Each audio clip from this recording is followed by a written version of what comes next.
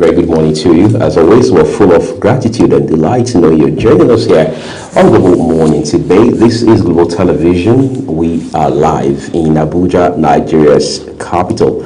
I'm Wi Agmofwebe. And I am Priscilla Obasi. Good morning to our viewers and good morning to you, Wi. Good morning, Priscilla. I'd like to call you the lady in red, but I don't know how reddish this is, but it's very cool on you. Thank you.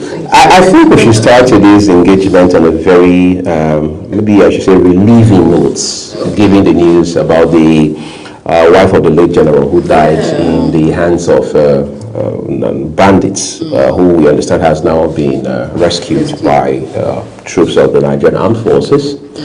We hear she has now been admitted in a military hospital, where we also are learning that she's responding to treatment, and the army has given its word that, look, she's in good hands, she will recuperate. What else? That's they are committed to the fight against insecurity. I don't want us to go into the commitments aspect of the conversation, but maybe we can find some consolation in knowing that the man's soul can rest in peace now, knowing that at least, even though he pays the ultimate price, his wife is alive long enough to tell the story, and his children will ultimately have their mother back, and that community will not lose two persons because it has already lost one, the former general, and all of that. See, I'm wondering now, what exactly did we do in this instant case that we probably could have done a few weeks or a few months or a few years earlier? I don't know. A few days. Exactly right. A few days could have made a difference. It could have. You know, we are just, it's relieving, but I think we're in that, we're at that place where we're grateful for the worst, it's not the worst. Right. So we're thankful that, she has been released. I don't know how many people were kidnapped alongside the general and his wife. Right. I don't think it was just both of them. We understand there were a few other persons too. Exactly. By some reports, estimated to be 6: general, his wife, and 4 other persons. So that's the point. How about the other people? Are they not equally human beings? Exactly. So we're as much as we want to, be grateful. Right. It's relieving. At least it's a bit of progress. Yeah, but. Like I said, we're in that place where we're grateful for the worst instead of the worst. Do you understand? We're grateful for the worst, or instead of the best, we're grateful for the worst because we did not want it to get worse. Yeah, because we know it could have been far worse than this. Exactly. So it's still a bad situation. However you want to look at it, Right. It is a bad situation. The general has lost his life. A general. Not 20 years ago. Not 20 years ago. In 2026. A general lost his life to kidnappers, to bandits. His wife was rescued, thankfully. Right. And then we have other people still held in the custody of these kidnappers. So, looking at it, I don't even know what to say, really. It's still sad. It's still a sad situation. We cannot rule that out. And I don't know what it will take from this point. I don't know what it needs to. I don't know what needs to be done again. Because what exactly, like you asked, what exactly did they? What happened? I think we deserve some details to this successes. Right. What we tag successes. And the magic wand that was used. Exactly, the magic wand. Whatever the Spider-Man tricks was. Let us know what happened. Let us know how successful you guys, or how you guys were able to pull this up, so that we'll know if we can, make our own input. Right. We know, I just know that there is a lot that can be done with that information as it is right now in Nigeria. But we want to go past this. We want to go back to that point where you would travel through the roads. I mean, the road trip used to be one very interesting trip. You traveling through the roads of Nigeria, seeing different cities, different towns, different villages. And an experience it gives to you that good and air cannot give to you. Right? So it's adventure, and there are lots and lots of Nigerians that will never have the privilege, to have this kind of experience again because of insecurity. So I want to go to that place where we have to pick by ourselves and say, okay, today I want to do the road trip. Okay, I think I don't have enough time. Let me just fly. You understand? Or let me get to see what this part of Nigeria looks like. Or even, having tourists. I don't know if we even have tourists visit Nigeria anymore. Trying to make all of those adventures. What we're seeing is a bunch of advisories from different embassies here warning their citizens. Don't go to Jigawa, don't go to Bauchi, don't go to Borno, don't go to Bayelsa, don't go to Edo, don't go to this and that. Even in Abuja, you have to be careful. There are areas you shouldn't go to. Live within the city center. Don't go beyond the line. To even come back. Right. So this is sad. The marketing, the Nigerian brand. Exactly. We used to be we have a very wonderful environment. Hospitable people. A place full of culture. A place that attracts tourists and all of that. So I don't know. And this is something that can boost our economy. Right. But right now, it is a no-go area by a lot of countries. And I don't know when we're going to go past this, in all honesty. But like I said, we need to know what was done. Right. So that we multiply the effect. Let's multiply the effect. Because if one person can do it, if people join heads together, if we have the military cooperate more, right? Even with other security agencies, other security agencies would get more results. That's what I'm saying. We'll get more results. So I don't know. We cannot be recording this success and be excited. Yes, we are, but I am not so excited, and that's the truth. Just like you, I think there's another individual, a Nigerian, who is equally excited. A certain Dr. Dahiru. I listened to him this morning. Apparently, he had been on radio in the course of the current week, where he talked about all of these issues. The central points in that conversation, again, was the death of the late General Rabi, where he was talking about how that a general in the Nigerian Armed Forces dies. The entire North is quiet about it. Who is that governor who is speaking up on the basis of this? Of course, we know several, maybe thousands that happened before now, but this appears to be things coming to a head. This appears to be a climax of some kind. Who is speaking up in this regard? The other time we're comparing children, pupils and teachers got kidnapped in Oyo. There was a lot of, if you like, there was this vehemence about it. People spoke up about it, and people are still speaking up about it. And some of us said, why aren't we seeing the same attitude regarding Borno? Why are we not speaking up as much about the pupils who were kidnapped in Borno State as we are doing about those who got abducted in Oyo? Now, from Dr. Dahiru's standpoint, what he says is, are the people in Borno holding the state governor accountable? This is the way the people in Oyo are holding Governor Makinde accountable. You see, we must bring this conversation home. We must domesticate it. Yes, we want to drag President Bola Tinubu all we want. We want to drag any president who is in power at any point in time all we want. We want to drag the federal government. We want to run to Abuja. But we must understand that just like politics, every issue centered on security is local. All right? It's very convenient when politicians say, well, these issues around insecurity has to do with the family unit, has to do with society, has to do with the communities. It starts from within the family. We've even heard that from no less a person than General Christopher Musa, retired, who is now the Minister of Defense, himself now a politician, whether we like it or not, because for starters, he's a political appointee of this administration. He says the family issue is an issue of family values that are being eroded, and I see a man who is just trying to deflect. But again, that's a conversation for another day. The point we made here is we must have a situation where if someone is kidnapped, for example, in Taraba, we must first make it an issue of the Taraba state governance. We must first hold the Taraba state governor accountable, because the state government has a certain energy they bring on when they are collecting taxes. They have a certain energy they bring on when they are asking for votes.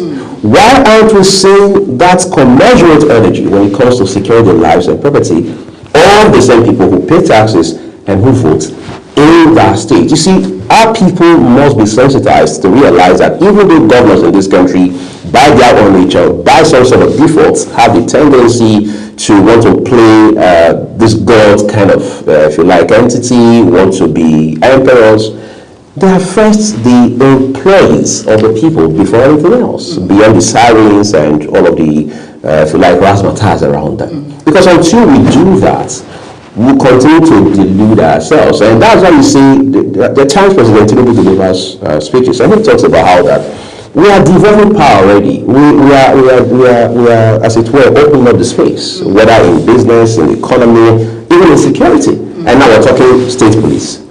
From the, if you like, the pack of governors we have today, when state police comes on stream, we will still have the same excuse. Well, I know that the excuse, has always been we don't have structure, we don't have control over security, yes.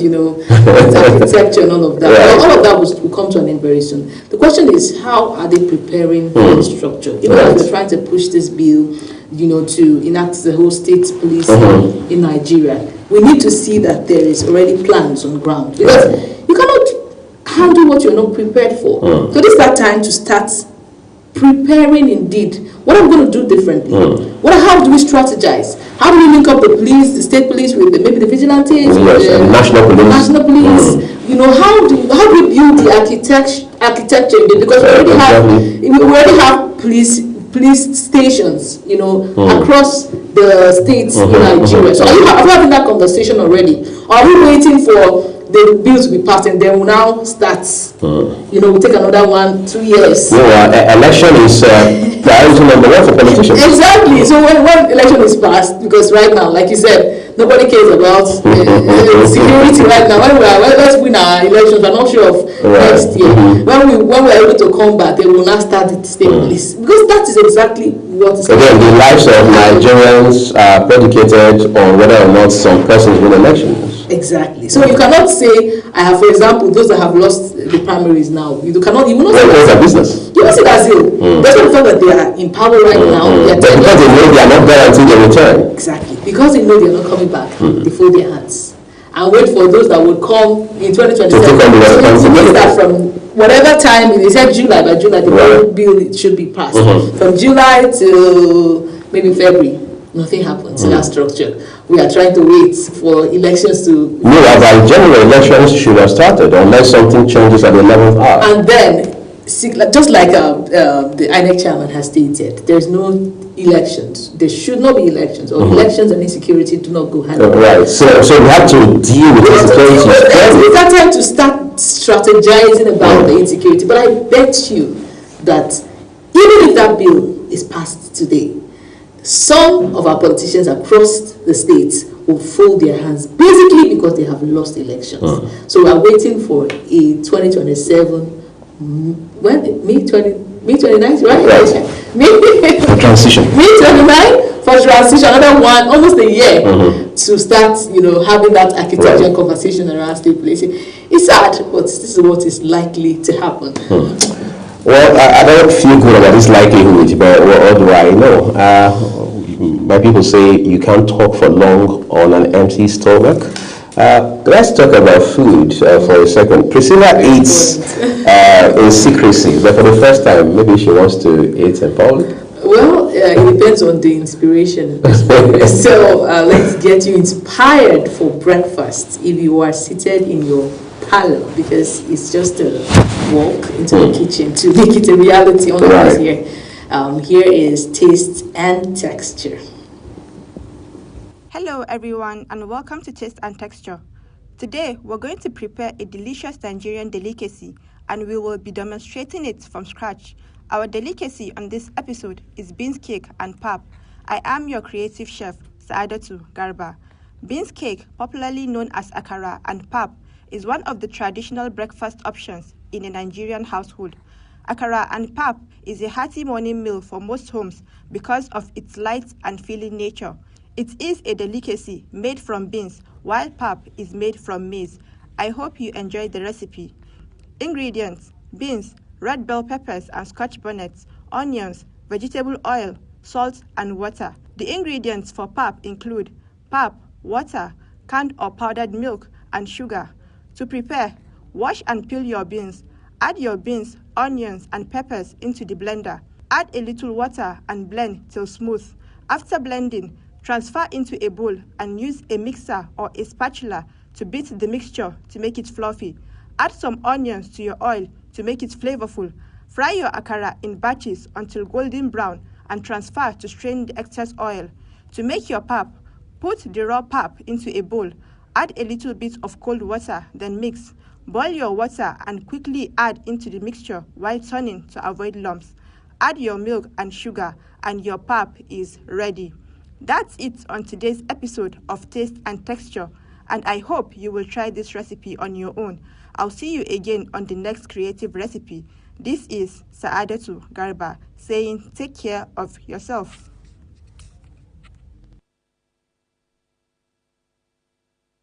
Yummy. Sumptuous. That's how my son says it. Sumptuous. Must have learned that from a grown adult. I don't know how you just hear those words. I am a 3-year-old. Like, where did you get sumptuous? Delicious. You know, they teach some of these things in school too. I'm like, but that's, akara and pap. Yeah, I like that on a Saturday morning. It's becoming almost like a cup. Oh, is that for the Edo man? Yeah, for the Edo people. Oh, why is it? Because it has a lot of cream in it? No, I don't think Edo people take it with cream. No, they do. It's just that you don't know the people. Sure. No, I will give a master class on Edo people when it's convenient. But for now, it looks nice, and I like doing that on weekends, in particular, homemade.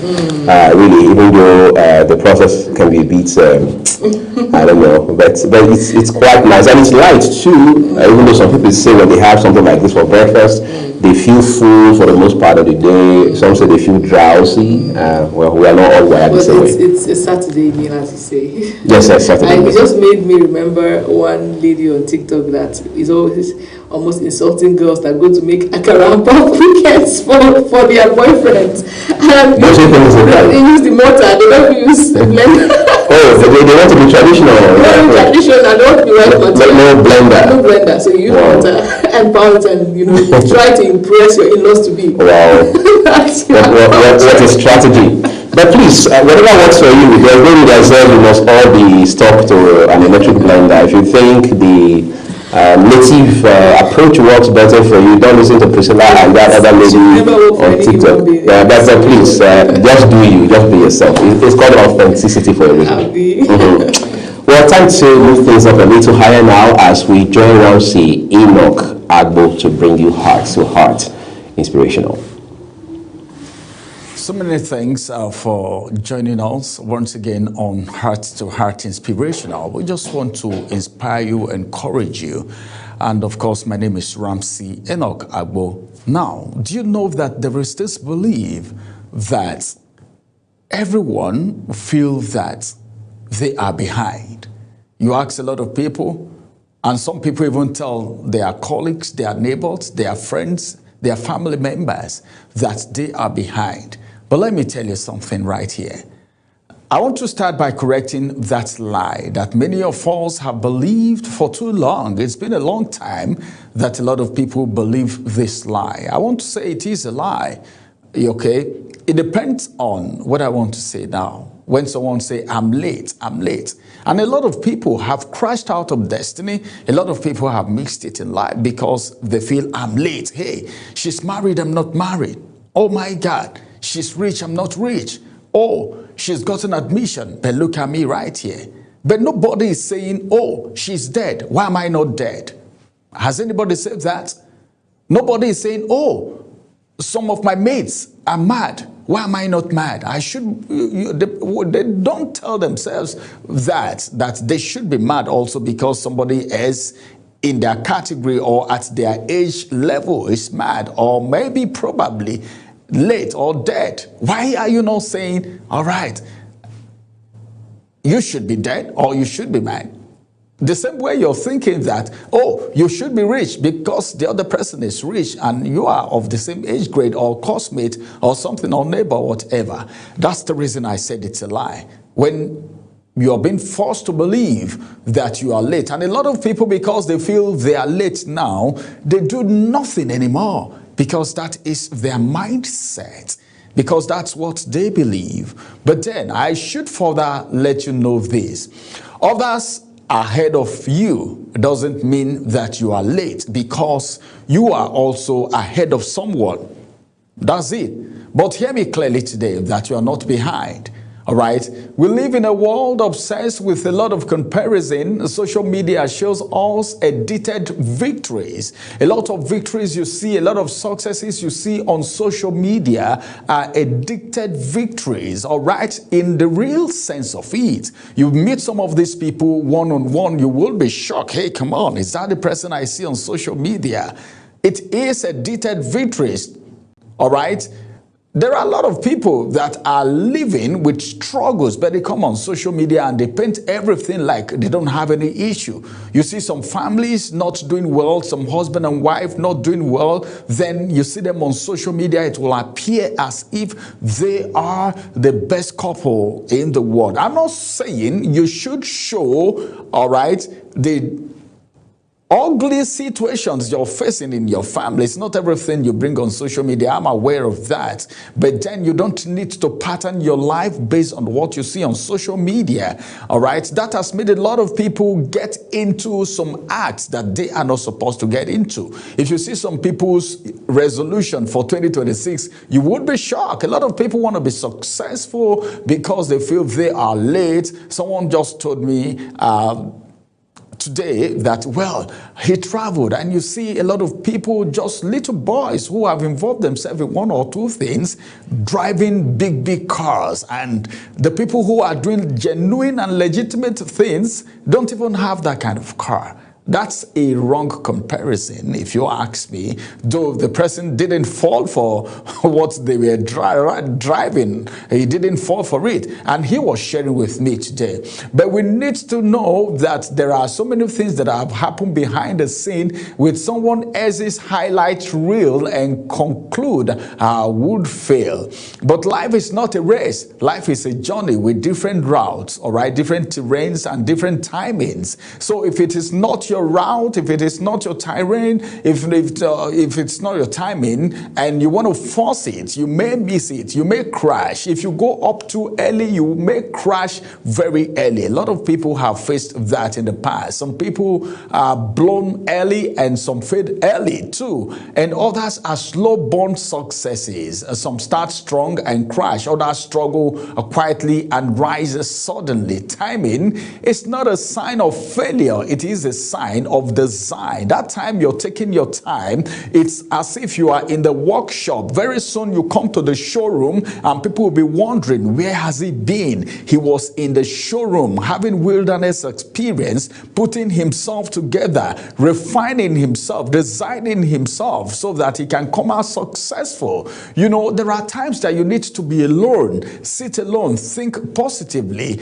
and know what to do per time. You don't run after people. People's successes shouldn't derail you, shouldn't make you miss what you are supposed to do. Because as a matter of fact, what looks like delay is often development process. What feels like waiting is often preparation. And you are being equipped emotionally, mentally, and spiritually and strategically for what you are about to handle. So nobody should tell you that you are late, that you're not married yet. Doesn't mean you're not going to get married. That you're not rich yet doesn't mean you're not going to get rich. It's all about times and season. Except if you're not positioned well. For every proper positioning, there would always be a proper positioning. If you position well, you possess well. If you arrive early without capacity, without success, you will be destroyed. Because you can only, let me tell you something, you can get to the top, but what keeps you at the top is your character. All right, if you don't have character and charisma, one day you would be displaced from the top. So you need to prepare yourself very well for every success that you're thinking of in your heart. If it is in your heart, it will get into your head and one day it will enter your hand. But if you get it fast without wisdom, you would lose it faster. Okay, let me just give this illustration. Think of an aircraft, for instance, before takeoff. It accelerates on the runway for a very long time before it gets off the track and fly and leave the ground. If it doesn't maintain that timing on the runway for that number of time, it can never accelerate. So that period that you are time is the preparation period for your takeoff. So don't allow anyone discourage you or tell you that you are late, you are behind, or whatever. To the untrained eye, it looks like delay, but without the runway, the plane cannot lift. Some of you are still on the runway, but lift is coming. Lift is coming. You will be lifted. So what do you have to do? Okay, stop comparing yourself. The comparing chapter, you should close it. And stop apologizing for your pace. You don't owe anybody any apology for your pace, because it's only you that know what you are cooking. Start now as we speak, trusting your process, because any process you don't trust cannot work for you. Like I tell people, you don't sit under an imam that you don't believe in. You don't sit under a pastor that you don't believe in. All right? Because whatever, if the pastor is pronouncing blessing and you don't believe in that pastor, it is a cause for you. The same thing for the imam too. All right? So whatever process you don't believe in, any system you don't believe in, you don't have any business, all right, staying under that system. Delay, like they say, is not denial, and it is preparation in disguise. So you are not behind and you are not being aligned, and when your time comes, you won't just arrive, but you will be ready. Thank you very much. Have a wonderful day, and remember that you are a success going somewhere to happen. Don't allow anyone talk you down. Don't allow anyone tell you that you are late. Your time is coming, and that's the best time for you. Have a beautiful day. Bye-bye for now.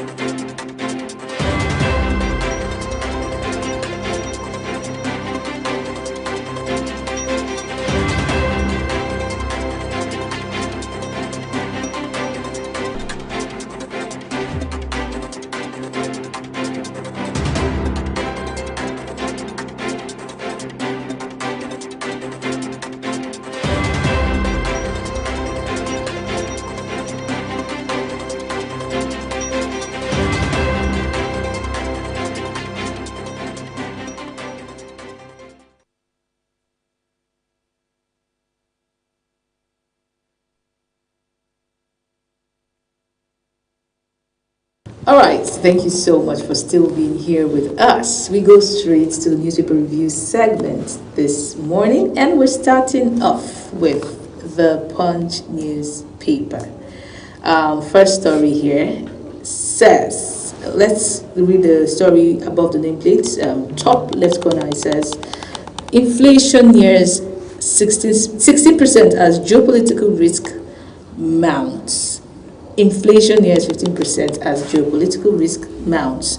Next story besides that says, troops rescue late general's wife in Katsina offensive. That detail is on page 7. Well, we're happy for this, but we want an end, and we want every other victim to be rescued. Yes, of the course. next story, I told Obasanjo not to contest 1999 presidency. That's coming up from Abdul Salami. That detail is on page 10. Well, if you want to find out all of those revelations, I am happy that we still have some of these heroes still with us. We call them heroes. Telling us the story one episode at a time. Giving us the amebo at this point. One episode at a time. So you want to read on page 10 for that juicy detail. The next story is on cooking gas. Marketers plan massive imports after 140% price surge. It has been crazy with the price of gas, and people are cooking gas. Yeah, the people I pity for are those that are using it, that converted their vehicles to CNG. And like we that cannot cry, you can't complain. See, I just swallow it up. So how much is given? What is expected? What is expected? And I think they've been given enough during the fuel surge too. We've been given more that they can be thankful for. So right now, they just have to cry in silence. My heart goes out to them. The big story says, Opposition rages as court scraps ADC for parties. 3 riders to that. The first one says, Atiku, Adeleke, Mark, ADC, Accord Party, fault court order, the registering parties. Opposition parties vow to field candidates despite court verdicts.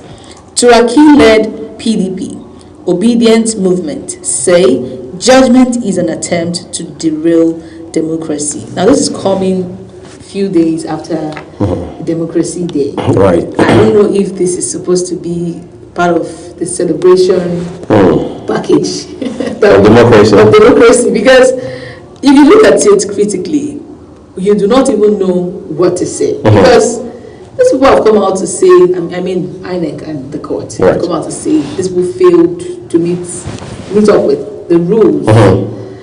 Talking about the ADC particularly, that is an Accord Party that has the likes of Governor Adeleke. Yes, of Osun State.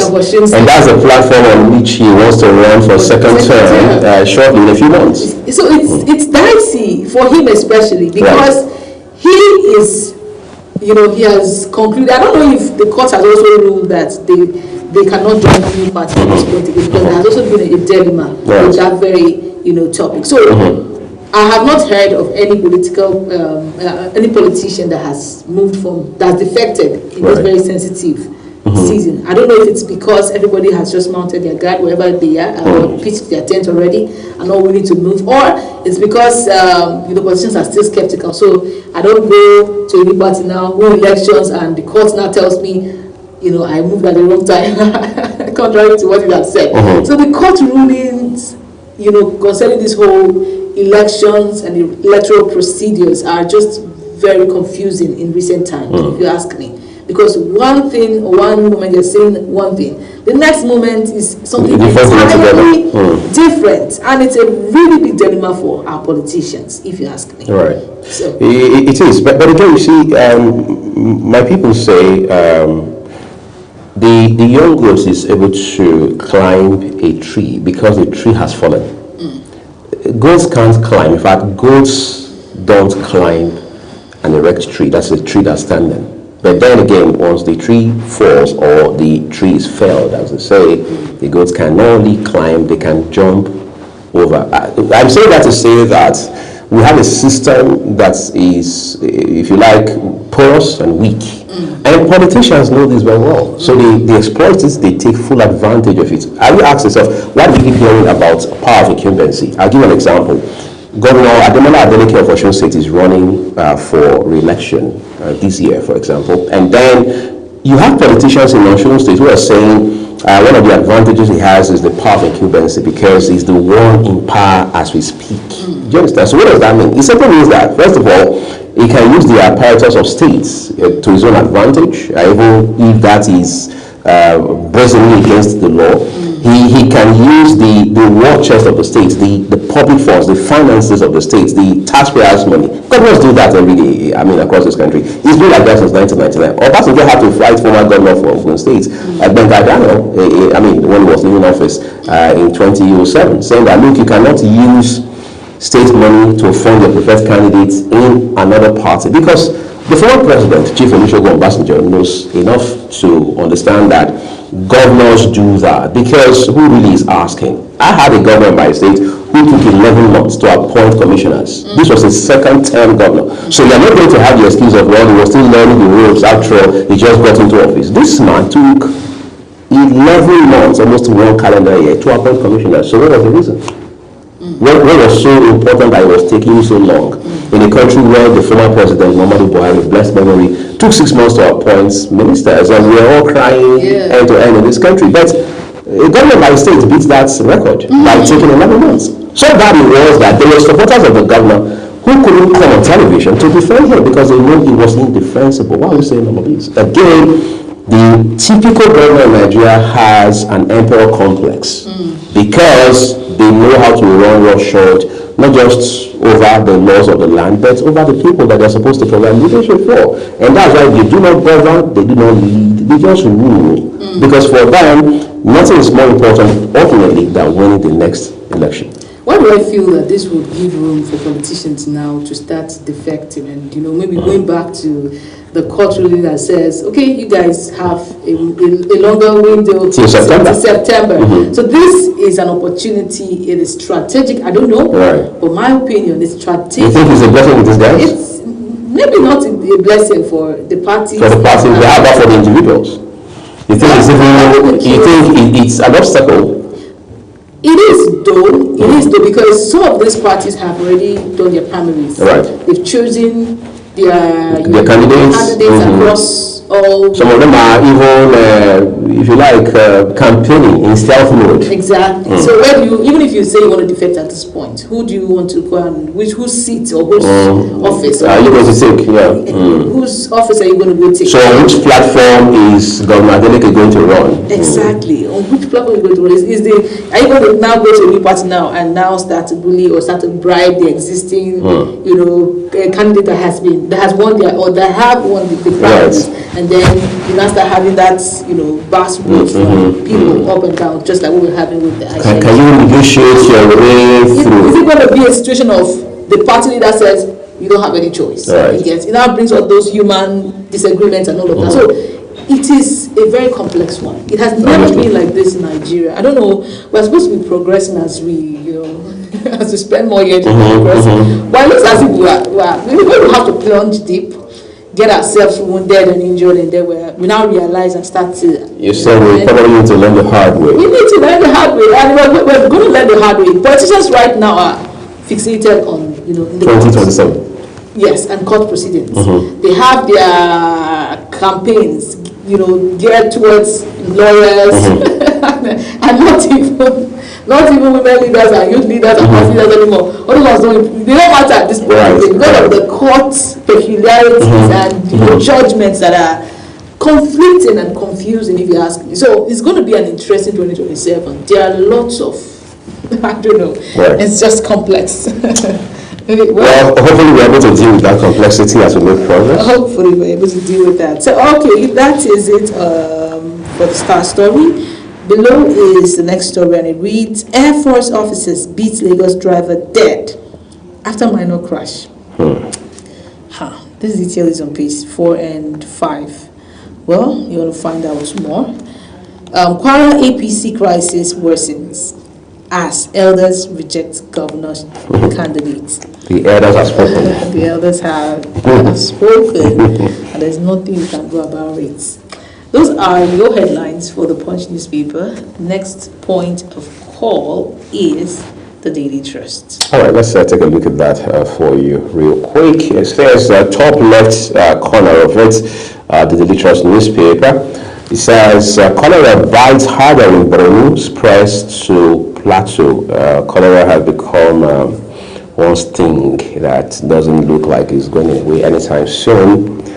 Prices of maize, tomatoes, others face inflation to 6-month high. But there's no festivity in sight, really.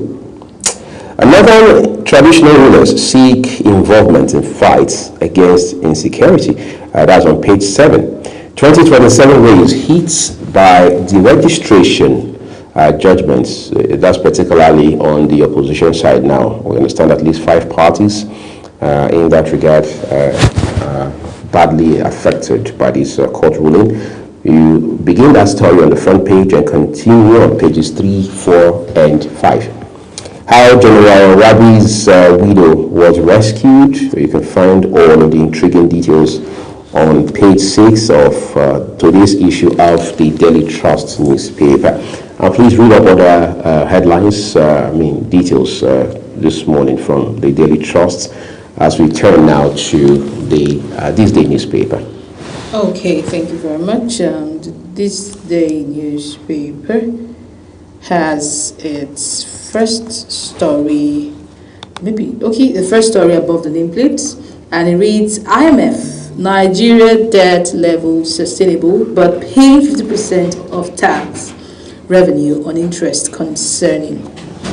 Some writers to that. The first says, insists core parameters of $5 billion UAE loan deal still unknown.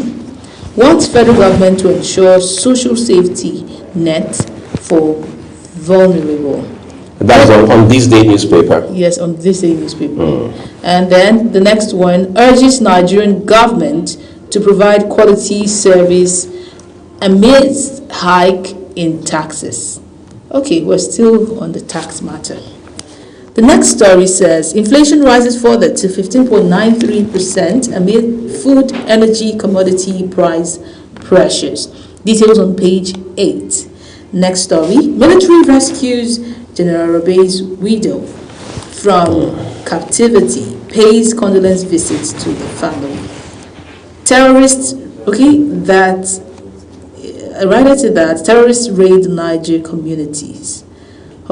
So you're receiving one news, 1 minute, something that is supposed to be a good news. The following it, shortly, another bad one. It's almost like reversing the gains so far recorded. Exactly. So just like I explained some time back, it's you're going forward 1 step and you're backward 3 steps. Because when this bad news come, they don't come. They come in multiple. They pour. So you just record one success, and the next time you're hearing in this community, there's an attack. Several other people have been attacked, not just one person. Right.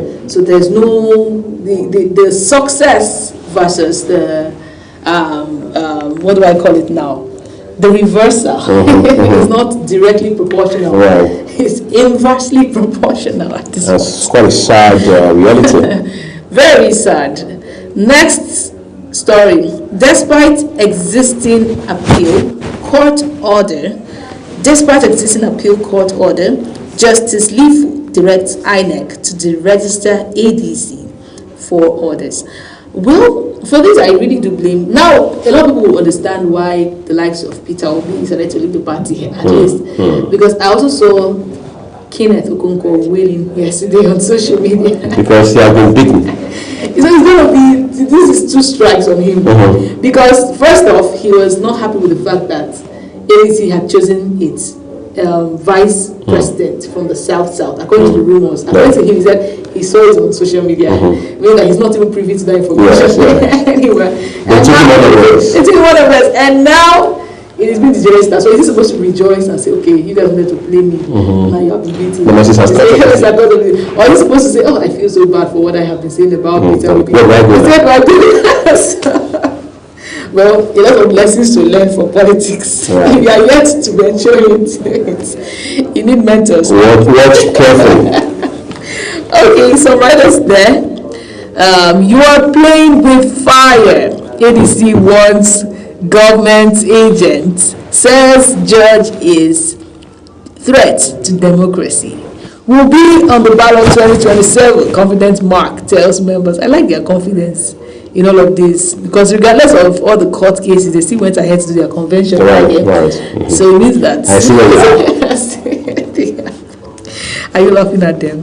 It's judicial rascality, Article slams court. Adeleke, the registration ruling violates appeal court order.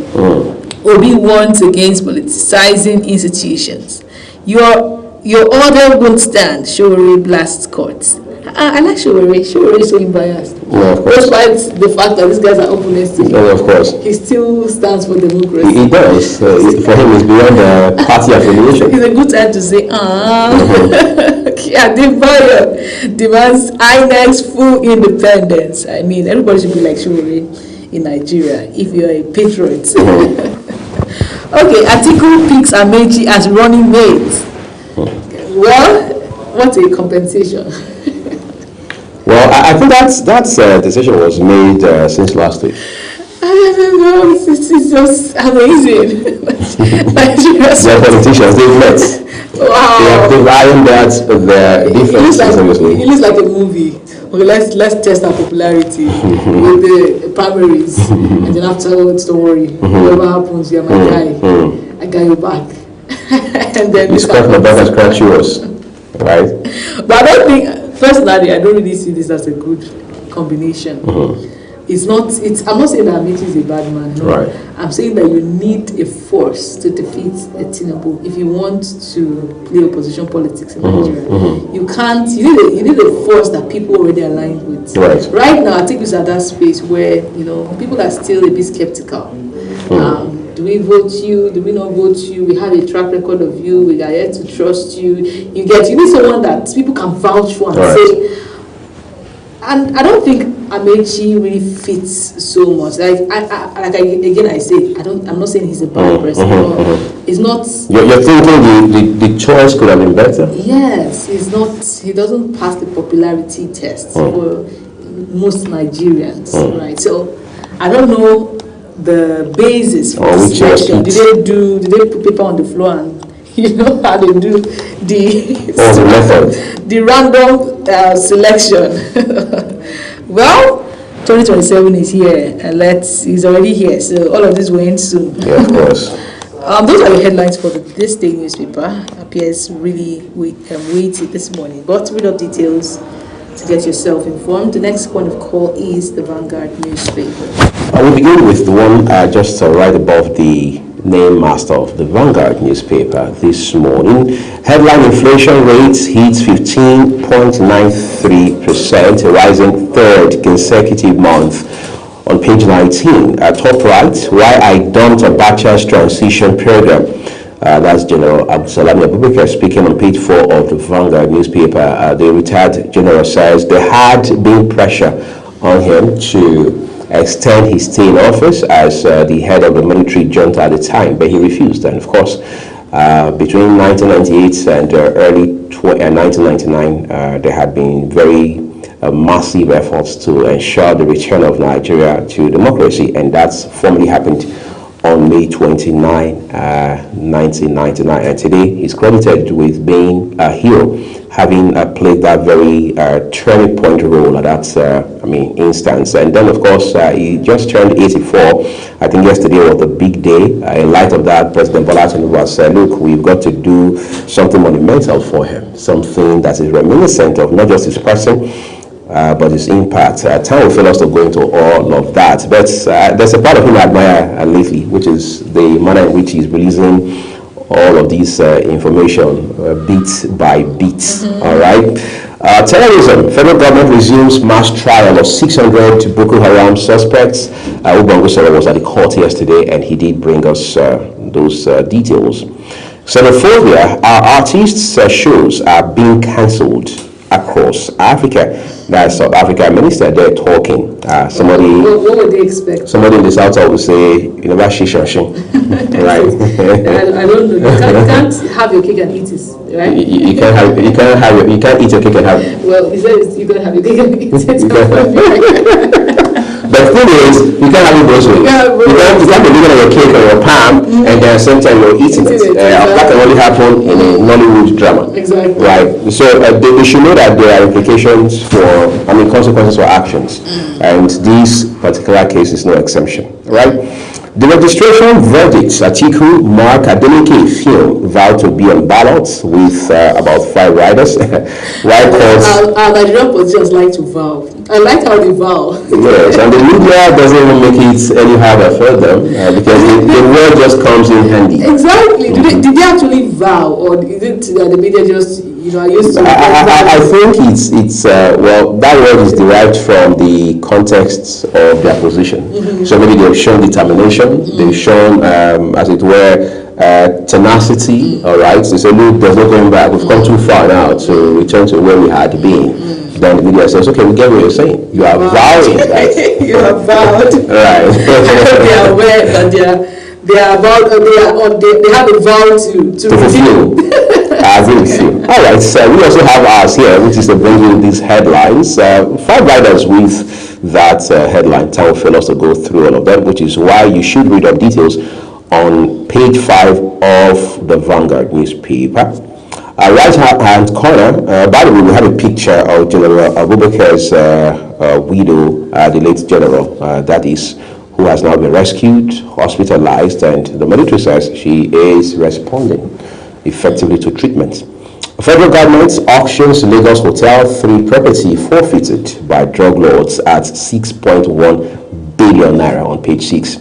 Kidnapped choir monarch dies in captivity after 18 million naira ransom payment on page 6 again. Quite sad. That's a monarch, not just a regular citizen, a monarch in Kwara State. Danladi Perpida convincingly won Kwara APC Guba context. APC elders, stakeholders are the ones talking on page 15. ADC picks Amechi as Atiku's running mate for 2027. So you now know it's official at this point in time. Please do well to read up all of these details on the Vanguard newspaper. We'll take a look at the last paper for you this morning, and that happens to be the Nigerian Tribune. Thank you very much. So the Nigerian Tribune has its first story above the nameplate, top left corner, and it reads, Kwara APC elders caucus rejects Danladi, calls for change of governorship candidate. Another elder caucus backs him. This is a battle of caucus. It is. Caucuses. Details on page 16. Nigeria's inflation rate rises to 15.93% in May, and that's coming from the National Bureau of Statistics. You find out detail on page 4. ADC confirms Amechi vice presidential candidate. Details on page 17. Everybody's learning the hard way. I think Kama. Will you learn or not? Kama is coming too early for some people. Well. So these days, Kama. I don't know the kind of. You're saying Kama is impatient? It's impatient. It comes too fast. Atiku, Obi, Adeleke, ADC kicks as court orders INEC to deregister 5 parties. Well, it's quite patriotic of Obi to kick against this. I mean, Obi is such a friendly man. He's a peace lover. Right. He should be happy. He's not a war. He should be happy that his opponents are out of the way. Not always to deal with him. But I'm sure Mr. B believes that justice for one is justice for all. So it may not be you today, but you have no idea whose turn it might be tomorrow. Exactly. That's the way. But that's how it should be. Because my people say, if your house is close enough to that of a rich man, at the very minimum, the light in his compound will brighten up your own space. Right? But this is all like our Nigerian politicians. Somebody has to show the lights. Okay, so some riders to that. It's manifestation of Tinubu's bid to undermine opposition. That's coming from Atiku. This will further erode public confidence in Nigeria's judicial system, and that is coming from Obi. ADC rejects order, vows to be on the ballot in 2027. Adeleke faults ruling, insists Accord will contest August poll. Adeleke's one is quite close. I mean, it is, just, yes. August, barely 2 months. It's really a dilemma. It is.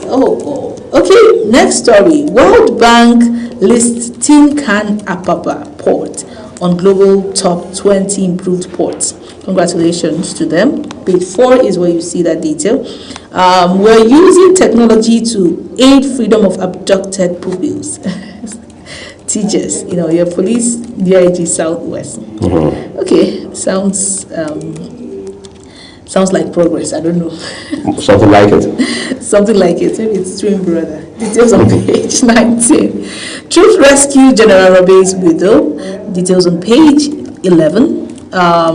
Dementia becoming time bomb in Nigeria, and that's coming from Africa. And in Nigeria, Africa, it's coming from an expert. I mean, everybody's losing their memory. You need a little space to just do the most important things. Right. But you find that detail on page 3. Federal government arraigned over 600 terrorism suspects as court sentences terrorist doctor to 30 years imprisonment, sends farmers to 15 years jail for concealing information on Boko Haram. Terrorist doctor. They have already convicted terrorist doctor. They have convicted terrorist farmer. So how about terrorist is still safe. Right. It's not funny. It's crazy. So it shows to you that the theory that these bandits, these terrorists, by whatever names they go, are just some ragtag, they're just some low-lifers, all right, is baseless and totally false. Because at the end of the day, we see the amount of intelligence, internet, and weeds that go into all of this, and you are not going to just show them aside as a bunch of non-entities. Exactly. There's so much that goes in to into terrorism and the acts and everything they come up with. But why are you convicting the terrorist doctor and the terrorist farmer, and the terrorist is yet to be convicted? Well, maybe they are starting from somewhere. Okay, well, details on page 3. They had better, hurry up with what it is they are doing so that we'll know where we are. UK announces ban on social media for under 16s. I saw this and I'm like, okay, great to go. I think I like this, but I don't know how they intend to sustain this. Right. I don't know. A place like Nigeria, I don't even know if it will work. But UK will always have their technology to make this thing to drive the process. Yes, they will. So I believe it's Australia is already doing that. Canada is using a similar model. Difference, however, is that UK is saying that their own approach will be the most stringent as of today across the world. I think it really does a whole lot because we are in that era, or we have a generation right now that practically live online. Right. They take every Facebook line sinker, whatever they see, and they run their lives with it. So that influence is quite strong. In as much as social media comes with its own lesson, I think it has more. The ills for the minors are more lesson that because they are very I don't want to say gullible, very impressionable. Their minds are still sort of very blank, tabula rasa, as they say. So to that extent, it's far easier to influence them in a certain direction than it is for an adult like you, who already is mentally, emotionally, and intellectually independent. Independent, right. Exactly. So those are the headlines. That very detail is on page 19, and you have all of those stories to read on the Nigerian Tribune. Get yourself informed. And that is, I think that brings us to the end of the paper review this morning. Can we take any more? Well, I think that's what we're leaving it for time factor. Otherwise, we'll have to go a bit further. But at this point, we'd like to say, please, by all means, be sure to read up these details, as many of them as you can read for yourself, just so you can follow the news trajectory. Remember as well that Global Television, as a broadcast media entity, or the team here on Global Morning, does not in any way contribute to these headlines. All we do for you is bring them your way, just as they have been published by their respective publishers. Coming up shortly is Ogochukwu Mobono joining us with Social Bars.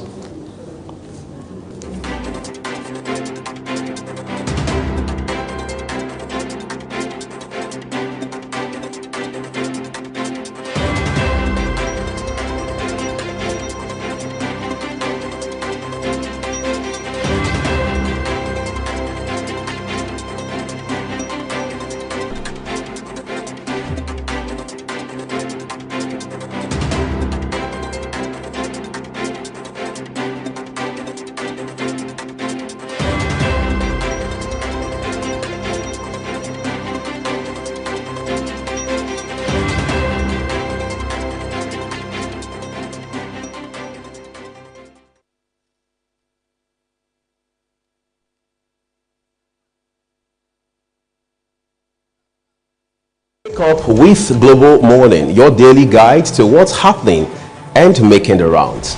We delve into headlines, newspaper reviews, spot-on analysis, policies, current events, real talk, real issues that affect us all. From the latest trends to the debates, every topic, every angle, Global Morning is where it all starts.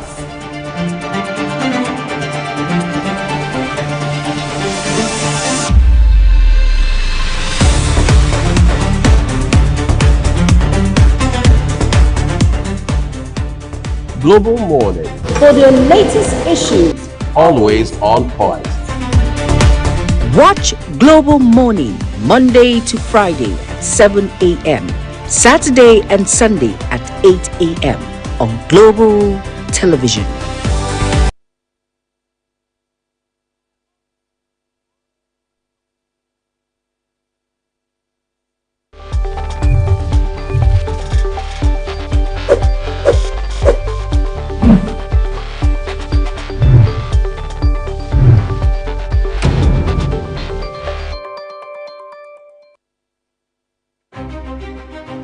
At Aerogym Shoe Factory, excellence starts from the ground up.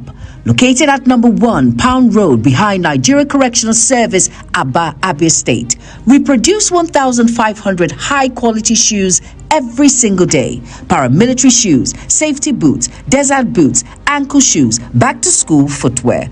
All crafted with state-of-the-art equipment and built for strength, comfort, and durability. For reliable footwear that stands the test of time, choose Aerogym shoes for better product, strong steps, smart style. For inquiries, call 091-264-53399 or 070-3009-3944 or 080-6573-8374 or call 081-3167-3668. Email info@aerogym.com. Website www.aerogymdesign.com.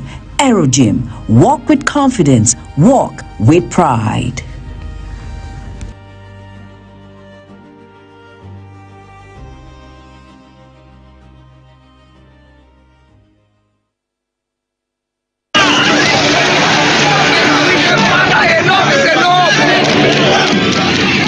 In an age of breaking news, you need a trusted source that prioritizes accurate, factual, and unbiased reporting. This is AM News, and I am Ubong Usoro. On Global Television, our news is rooted in verified and authoritative storytelling that keeps you educated, informed, and enlightened on all the issues that matter to you. I am Sadia Yakubu. This is Midday News. You can trust a multi-platform news broadcast, real-time and fast-check stories for all the big local and foreign headlines round the clock. I am Ramsey Enoch Agbo. This is News Express. Our array of anchors delivers the news to our teeming viewers, breaking it down with context and perspective. This is News Cycle on Global Television. I am Anieti Patrick. And the flagship news is your hub for the day's most engaging stories. This is News Prime, and I am Jumai Manson. Did you miss any of our news rounds? No worries. Catch up at 10 p.m. and midnight, 7 days of the week. I am Mukhtar Kasim. Global TV is on DSTV channel 365 and Star Times channel 276. We're active across all social media platforms at Global TV NG. Global TV News, accurate and unbiased. I'm Uyi Agmofwebe.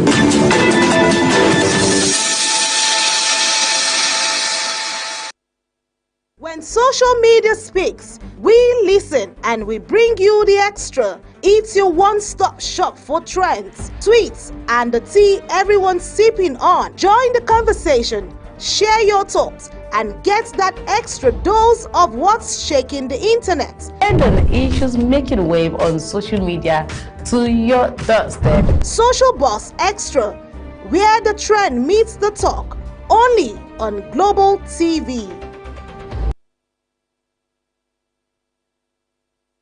Good morning, Nigerians and viewers around the world. It's time to look at buzzing issues on social media. Today we're looking at police rescue woman held in chains for over 1 year by her older brother in Abuja.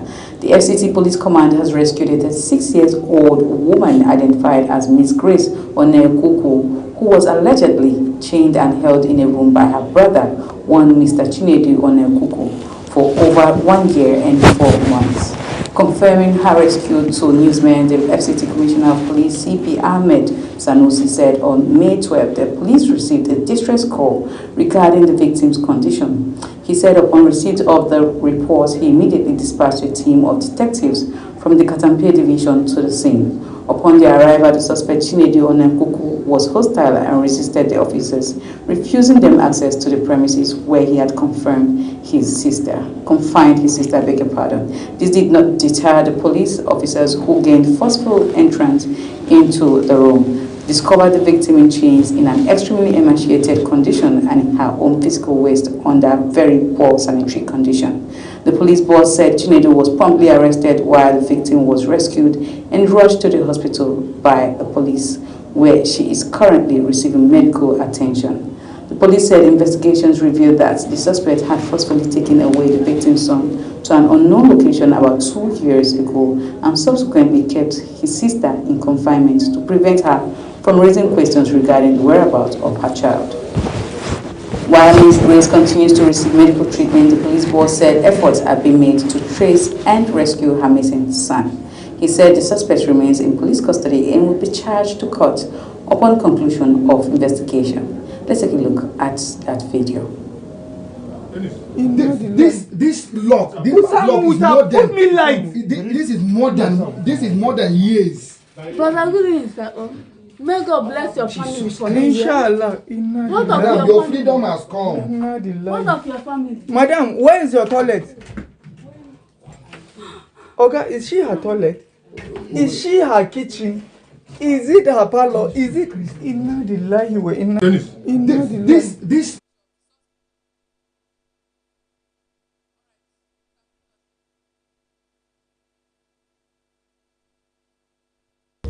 so sad that we still have, people who, I don't know, I understand that God said he created everybody in his own image, but this one, I don't know whose image or likeness was this person created at this point. And also, I was going through comments and I saw one comment and somebody said, some families are like forests. When you look at them from afar, you see the trees all together. But when we come close, you enter the forest, you understand that each tree are standing on their own. Some are even very far from each other. This is like a very plain example of some families. There is no unity. And again, the question is, what exactly would have led this man to do a thing like this? Take the child away from the mother and also chain the mother. When I went through the, some stories, different stories with different explanations. Someone said they had a business together. Their brother and sister had a business they had together. It's a cement business, but because the brother was trying to, take his own, take more than he had invested, he had to do that to the sister. That story wasn't clear, but then this is not something that is it's not a good thing at all. But yes, kudos to the Nigerian police once again for this prompt rescue and intervention there. Well, I'm not alone today in the studio. I have with me Uyi Abmofle. Good morning, Uyi. Good morning, Oga Chukwu. Well, that video was pretty much, I would say, disturbing. It was, at this point, I couldn't take the comments because most of the comments, in fact, all of the comments I saw were in comments that we could actually put up there. But, we have to talk about this because these things happen all the time. We see it. This is like a human angle kind of story. Let's even leave the government because a lot of times we want to drag the government. Let's leave the government to individuals now, your brother and your sister. Even as we were talking about this one, I saw another video yesterday where a young boy of at about 8-9 years, the guardian actually poured him hot water, his full body everywhere, peeled off. I had to bring that because I want to let you know how relatives and family can destroy your life, and this is actually not a good thing at all. It's not. It's amongst other things, a clear indication that domestic violence, as we know it, has expanded beyond the frontiers that we've been familiar with the whole time, right? These are siblings who understand, most likely same dad, same mom. And then you're wondering what would have been the motivation. And the report claims that 2 years prior, the man had taken the lady's son, his nephew, apparently, to an unknown destination.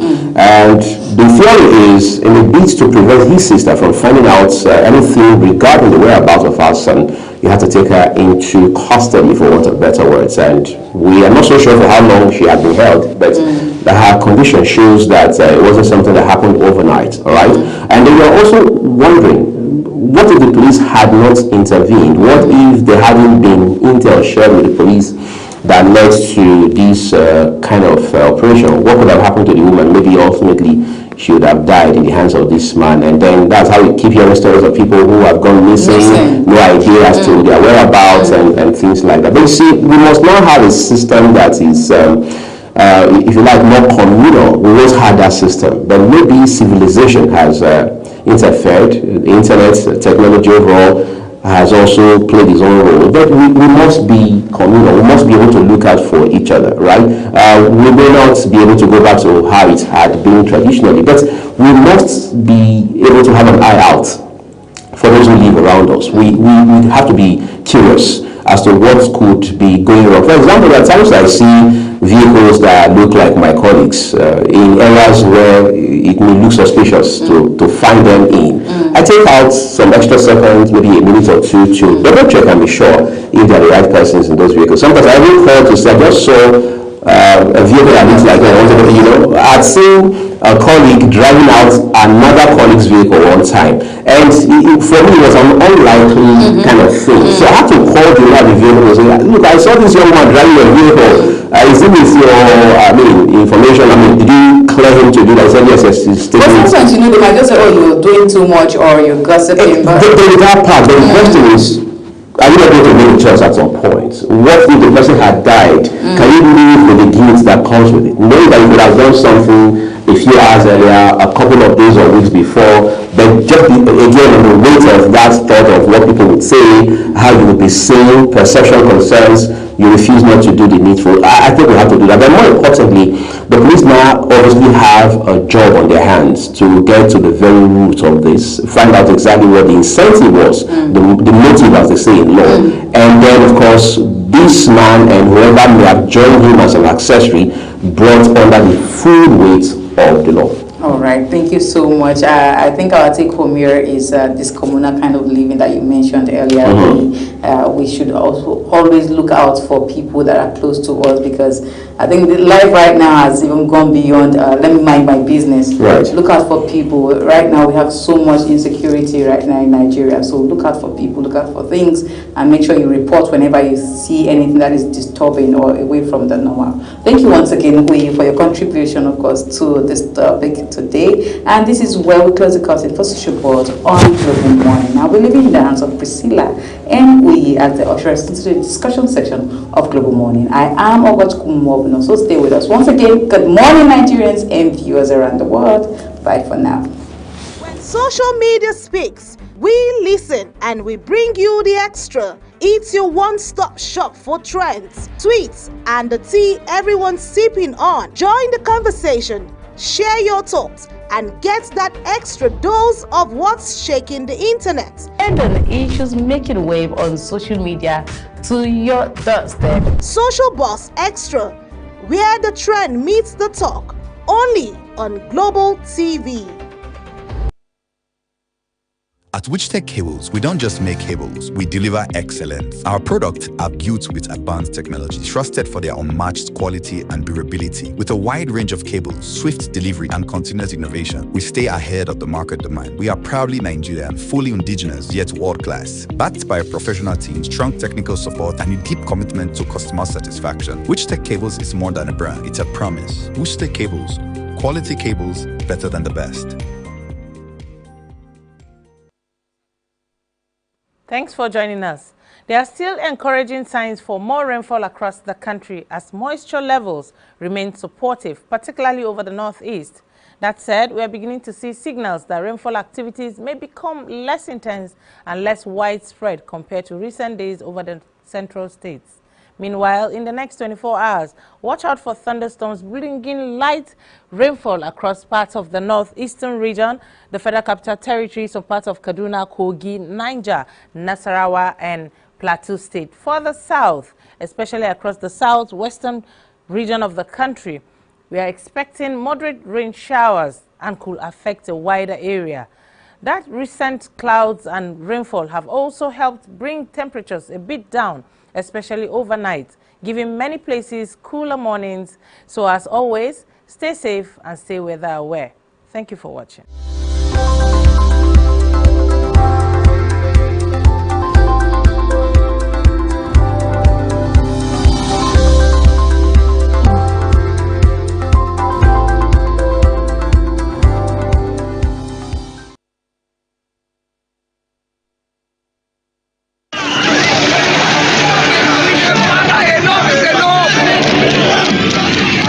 In an age of breaking news, you need a trusted source that prioritizes accurate, factual, and unbiased reporting. This is AM News, and I am Ubong Usoro. On global television, our news is rooted in verified and authoritative storytelling that keeps you educated, informed, and enlightened on all the issues that matter to you. I am Sadia Yakubu. This is Midday News. You can trust our multi-platform news broadcast real-time and fast-check stories for all the big local and foreign headlines round the clock. I am Ramsey Enoch Agbo. This is News Express. Our array of anchors delivers the news to our teeming viewers, breaking it down with context and perspective. This is News Cycle on global television. I am Anieti Patrick. And the flagship news is your hub for the day's most engaging stories. This is News Prime, and I am Jumai Manson. Did you miss any of our news rounds? No worries. Catch up at 10 p.m. and midnight, 7 days of the week. I am Mukhtar Kasim. Global TV is on DSTV channel 365 and Star Times channel 276. We're active across all social media platforms at Global TV NG. Global TV News, accurate and unbiased. I'm Uyi Agmofwebe.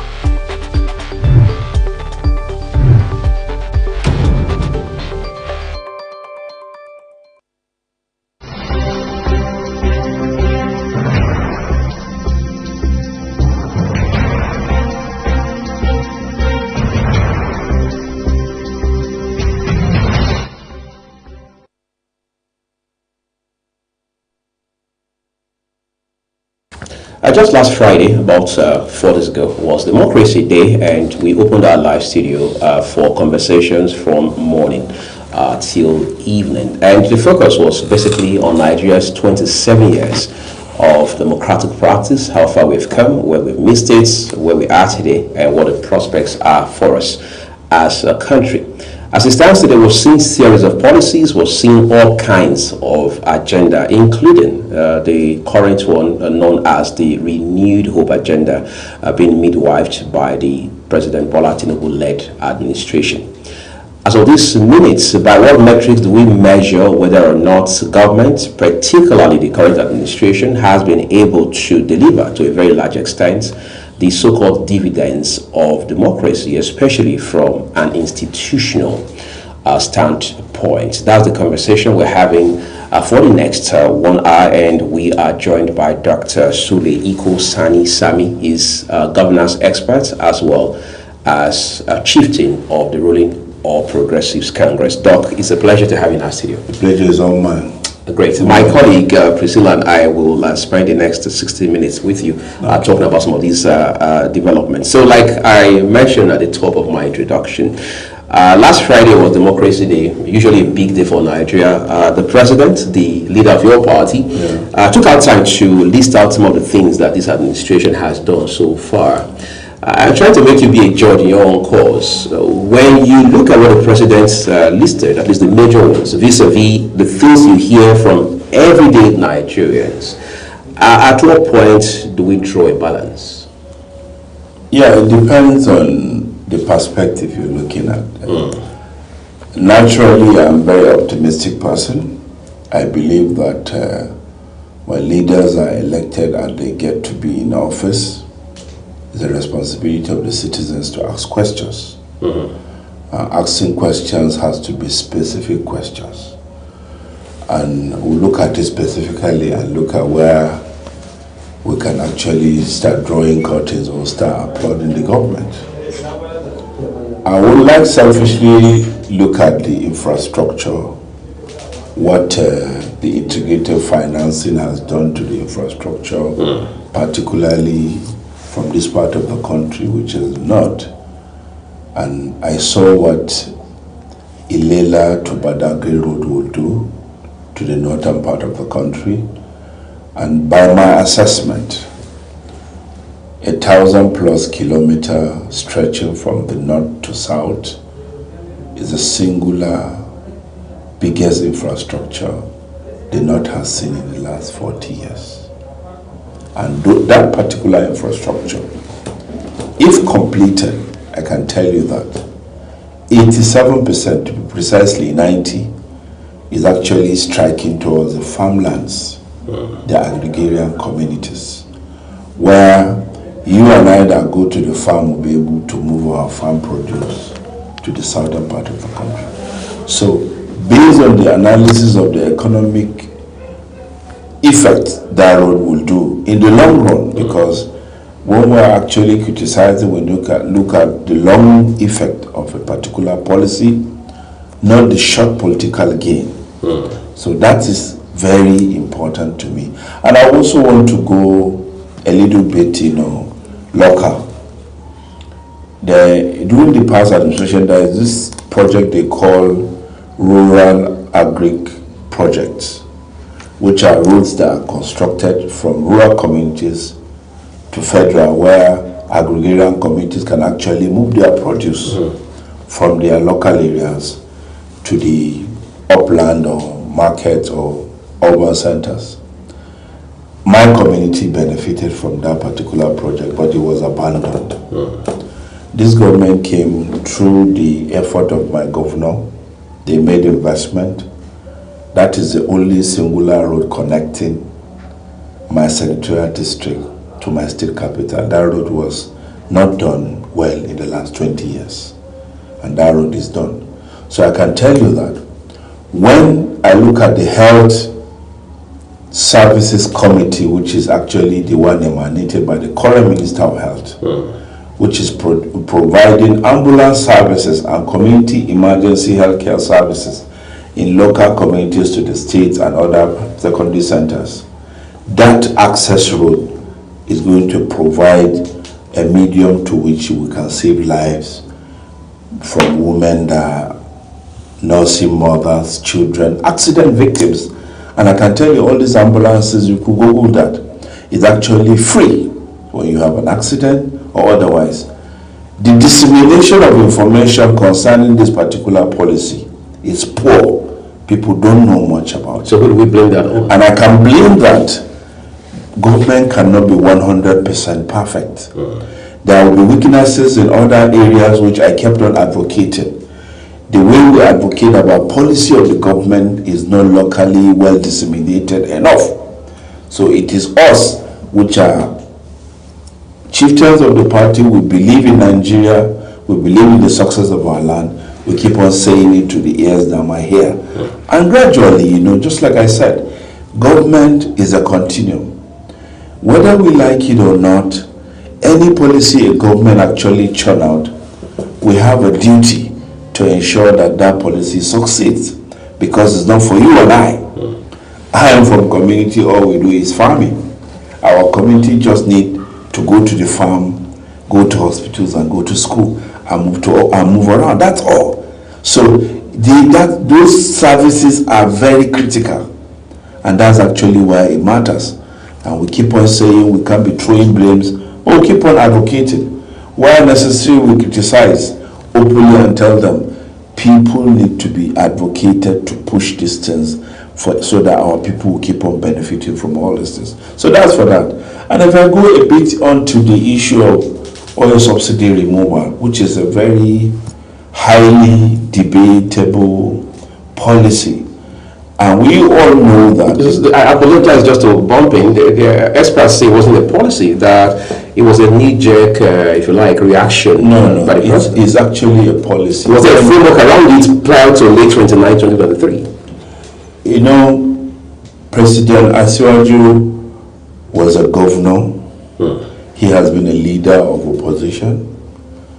When APC was formed, who he championed, he came out with the beautiful framework of party governance in this country. We all know that. We took over government from my incumbent. We had policy. And all the candidates that ran for political office of president in 2023, right, all of them came out and said removal of subsidy is the way to go because of the bottlenecks and the massive corruption in the oil sector and the way it's been handled, the way the jig and jag of all the importation and export of our product. So everybody agree with that. And that was official. So when the president came, all he's thinking about is what can we do to be able to save the economy of this country from collapse instead of paying ghost importers trillions or billions of naira with no value. What can you do? And he decided to remove that subsidy. A removal of the subsidy, we can argue about how it was removed, how the funds are actually being accounted for and more. But all you need to do is just to pick up a paper and biro and you look at the numbers and look at the money that comes into the country. In fact, what goes to our source sector of the government, what goes to our state, what goes to our local government, it will tell you that funds are being generated. And what I always like to always argue and keep telling people to always be mindful of, government of Nigeria does not rotate around just Mr. President or the governors. We have 3 tiers of government, and so is that in the state. Funds actually go to local government, they go to states, and the National Assembly receive chunk of project and funds to be able to execute that. So what is happening to our citizen-centered governance that I've always advocated because we wanted democracy? We are not under a military rule. So if you are a senator today or a member of House of Rep or a state assembly member, when they allocate a certain budget for your constituency, go to your community, sit with your traditional and community leaders and say, this quarter, this is what my community are going to get from the budget of Mr. President or the budget of the governor. And this is what I plan to do. So when you do that, people will trust you, there will be trust in governance, people will be participating, that's citizen-centered, and whatever you're able to achieve within the time you're in office, will be able to give you a better mandate when you come to seek for another one. But people sit down, they go get all these allocations from National Assembly or State Assembly, they keep quiet. And you just look at the president or you look at the governors. This is something we should be asking questions about. So that's why I always like to say, every time you want to criticize a particular policy of government about spending, look at the numbers, look at the distribution of the numbers, and ask questions at every level. Ask questions at the federal level, ask questions at the state level, ask questions to the legislatures, ask questions to the state legislatures, ask questions to our local government autonomy that they have enjoyed and the funds are going to them. When you keep on asking these questions, the rural community people in our respective areas will be able to enjoy democracy. People will be able to benefit from it. But when you don't ask the right questions, people that are actually interested in jacking up these questions will keep the noise blowing for the entire regime, 4 years, 8 years, and the criticism will only go to one person. And I always feel that, particularly you, the journalists, that are actually in this particular trade, you should be able to always ask the questions. Your ability to scrutinize our states, our legislature, at the state level, and the federal level, and all the other sub-tiers of government, will go a long way in being able to make people to be part of government. And you have less blame for our governors or the president. All the same, I still go back to this issue of subsidy. So when it was done, it saves money and funds are distributed. Fund doesn't go anywhere. And this is the government that brought, maybe people still don't know about asset optimization that this government has brought. That is the only policy that you can do public-private partnership investment using your asset, and you'll be able to leverage on that to do a lot of investment in infrastructure and more. This government is actually fully. That's a policy is not well advertised. People don't know much about it, but there is more to it. Go to UK today or any developing world, you realize that most of their infrastructure investment is actually done through public-private partnership. Some of it model, and some of it even comes through this sukuk, whereby most of this Islamic financing, you see, where there is so less interest, less burden on government. The funds are directed to specific projects. You can't just take money and say, I'm going to do 500 kilometer road for 300 billion, and that is it. No. The funds are directed to that particular project. And there's a timeline of completion. So we don't have all this variation and all these things that contractors do, and they drag project for a very long time. And a lot of bottlenecks and the bureaucracy, you see, and that's what actually keep on hindering most of our development. So this is something that is on, and this is something we need to be telling people. They get to know. Remember, people, government, president in office should always, approval rating is always going to keep on dancing around based on the policy framework. But it's our ability to say the right thing. This is what is going on, and this is what's going on wrong. That will go a long way in letting people know. Are you aware? Let's say you live in this part of Abuja. Are you aware today, if God willing, God forbid, your driver has small accident around Kubwa today? Are you aware? There are numbers you can call, ambulances will come for free and take a patient to the hospital and it's been treated for free. Are you aware? You are a journalist. I'm sure you're not aware of that. The policy is there. People are benefiting. You can check that with the Ministry of Health, among others. So this is the problem. So it is our ability to say it as it is. Meanwhile, I can tell you that it's not 100% okay. The government has made mistakes, and it will continue to make mistakes. It's our ability for us to tell them you are making this mistake, correct this mistake, and it's also public engagement. But I still criticize that the citizen-centered governance, which is what we sought for in democracy, is not properly practiced. We need to keep on advocating and telling people to be part of every policy of government at the local level, at the state level, at the federal. That will be able to enjoy democracy, and our leaders will be held accountable. Yeah. Okay, so you've said a lot, sir. You've given salient points this week. I want to first of all comment on one of the most recent things you said, which is being aware that there are emergency services that are free. First of all, is it not supposed to be in the public domain? Do we have enough sensitization, of the public of that very service and I don't even know how fast we can get the services. That's just one. And then you also talked about autonomy, local government autonomy. I find it very difficult to understand how we have state governors that are able to call out governors that they put in power, and in some cases remove them automatically from seats. But we don't have a president that can call his governors to order and ask them, what have you been doing? When the people are complaining, we don't have governors that can call local government chairmen to order. When all fingers keep pointing to the president, is it not concerning that you address situations and make sure that it is solved down to its roots, rather than allow citizens to keep pointing fingers at you? We're in a democracy, my sister. Is this same democracy? I'll respond to earlier question. Okay. I don't work with government. Okay. I don't work with Ministry of Health. All right. But I watch it on TV. That program about health emergency project. I watched it on TV. I saw the numbers. I confirmed them. I made contact in so many places, and they told me it's working. In fact, I saw Lisa Hospital. One of my hospital was part of it, and I asked questions, it's happening. So it means that dissemination, I'm not responsible for dissemination, but I think there's a weakness on the way that particular information is disseminated. The reason particularly is not properly disseminated in states, because I saw it on TV in Abuja. And how many people have TVs? No, and it's on the radio. I understand because I saw it. It's on the radio.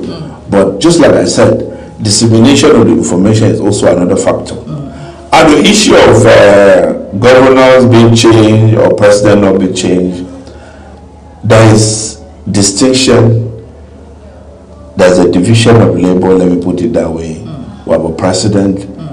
President cannot fire a governor. President cannot fire, except on serious emergency cases. Can call to governors and settle disputes. He can. So, like everywhere. So it means that our ability to be part of the citizens, ability for citizens to be part of governance at all level is not properly, people are not very well aware about their rights. Let me put it that way. Because if I live in a local area and I'm supposed to have A, and it's not happening, I ask my local government chairman, he tells me I should ask my governor. It means maybe I know, well, I should be able to know what he can do, what he can do, what the local government can do, what the state can do, what the federal can do. So how aware are we about all these things? So these are the questions you actually need to throw to people in power. How well aware are all these policies? And it's important we keep on telling them. We have to keep letting people aware of what is due for them. I can tell you that I can sit down here and ask one question. When there was need for road in my community, I kept asking question over. I found that it's a federal road. I found that it's federally funded. I found that the government took it over the state. I found that they funded it. I found that it was partner. I found that they brought contractors. I found that the road was done. So, and I have been speaking about that particular road for more than 10 years. And when it's done now, I will talk about it for much more than 10 years. That's why, because it's very important economically to my community. Because if you have to travel for 1 hour, you have to travel for 6 hours, you know what that means. People die on those roads and more. So it is our responsibility, you and I, not just for them. If citizens are not aware, then whose fault is it? Is it that we have a weak educational institutions where this information, we have schools, we have a lot of Nigerian students are not even aware of the dividends of democracy. And this is part of, there's a broken link somewhere. Is it that our schools are not disseminating information well enough? I think I can give you the answer. Okay. In the state, we have what they call state assembly. Okay. They are representing constituencies. Okay. So they have a duty to go to their constituencies, tell them this is what the government is doing. And this is what role I played in doing this for you because of the government. That's not enough. There's also a federal legislature. 100% of federal budget is actually going to pass through them. In fact, it's a bill which they have to approve before it's being signed by Mr. President. So they know every development project in our communities. So when they go back to their communities, they're supposed to speak with them about every project in the country or in the budget that actually going to benefit their people. So that is public engagement. It's not happening enough. That's one way. Yeah. I feel like that's just one aspect of engagement. No, I don't think it's one aspect because there are lots of ways. Yes, but that's the most important. But that's the most important one because you are in charge of, if you are a member of a rep or you are a state assembly member, you have actually supervised the passage of a budget. So you know the developmental projects are the ones that make community be part of government. If they do anything for your community, you will now feel you're part of government, right? So you have a responsibility to go to your community and even carry your community along. See, the governor wants to do kilometer 5 or 3 or 10 in this community. Then your community will say, no, tell the governor, let him do 4, let him do 2, let him do 1 here. So that these people in this place, they need this. Then he goes back to his House of Assembly and makes some amendment. It's supposed to happen to the federal legislature. The moment you do that, if I am in a village today and I see 1 kilometer, I'm going to see my state representative and I'll also see my governor and I'll applaud all of them. So it's a federal project anywhere. But when you do it, the only time you see those things is when people are looking for political gain. And that is not good for us. Exactly. And this will happen. This scenario you have painted would happen when we have responsible politicians, which I cannot vouch for right now. So are you saying that if we don't have these political leaders engage the public, there's no other way to sensitize the public to knowing their rights? Yeah, just to answer Priscilla's question again for perspective, last year, the president, again, the leader of your party, said, I mean, in public, that look, this government, under his leadership, is doing a lot. But then, like you also highlighted a while ago, there is the problem of awareness on the part of the public. And he told his ministers and other appointees of his government to say, look, you have a job to do. Go out there, showcase all the work, all the good work we're doing on behalf of Nigerians. Now, when you look at that a bit deeper, it would appear the president was beyond just, again, reminding these gentlemen and ladies of their job, that look, it's indicative perhaps or suggestive of incompetence on their part, because if the president had to remind them that they're supposed to be the first line of response, they're supposed to be the brand ambassadors, one of better words, for this government, does that not indicate that the government, I mean, the president may have been saying, look, you probably do not have the requisite competence to do this job? You see, one thing, I don't like to start qualifying qualifications of individuals, but I want to be talking specifically. You see, just like I said, the president is right for actually saying his ministers and appointees of government are supposed to disseminate information concerning project of government. He also has a right to also, when he's speaking to the National Assembly, tell them, okay, we are doing a project this, we are doing so project this. Please, when you go to your communities, let them know what the government is doing for you and for your communities. He has that responsibility, he has that right. The state governors also have that responsibility to tell their commissioners as well and their state assembly, please tell your community this is what the state is doing. It's not the role of the governor to start going out to show project.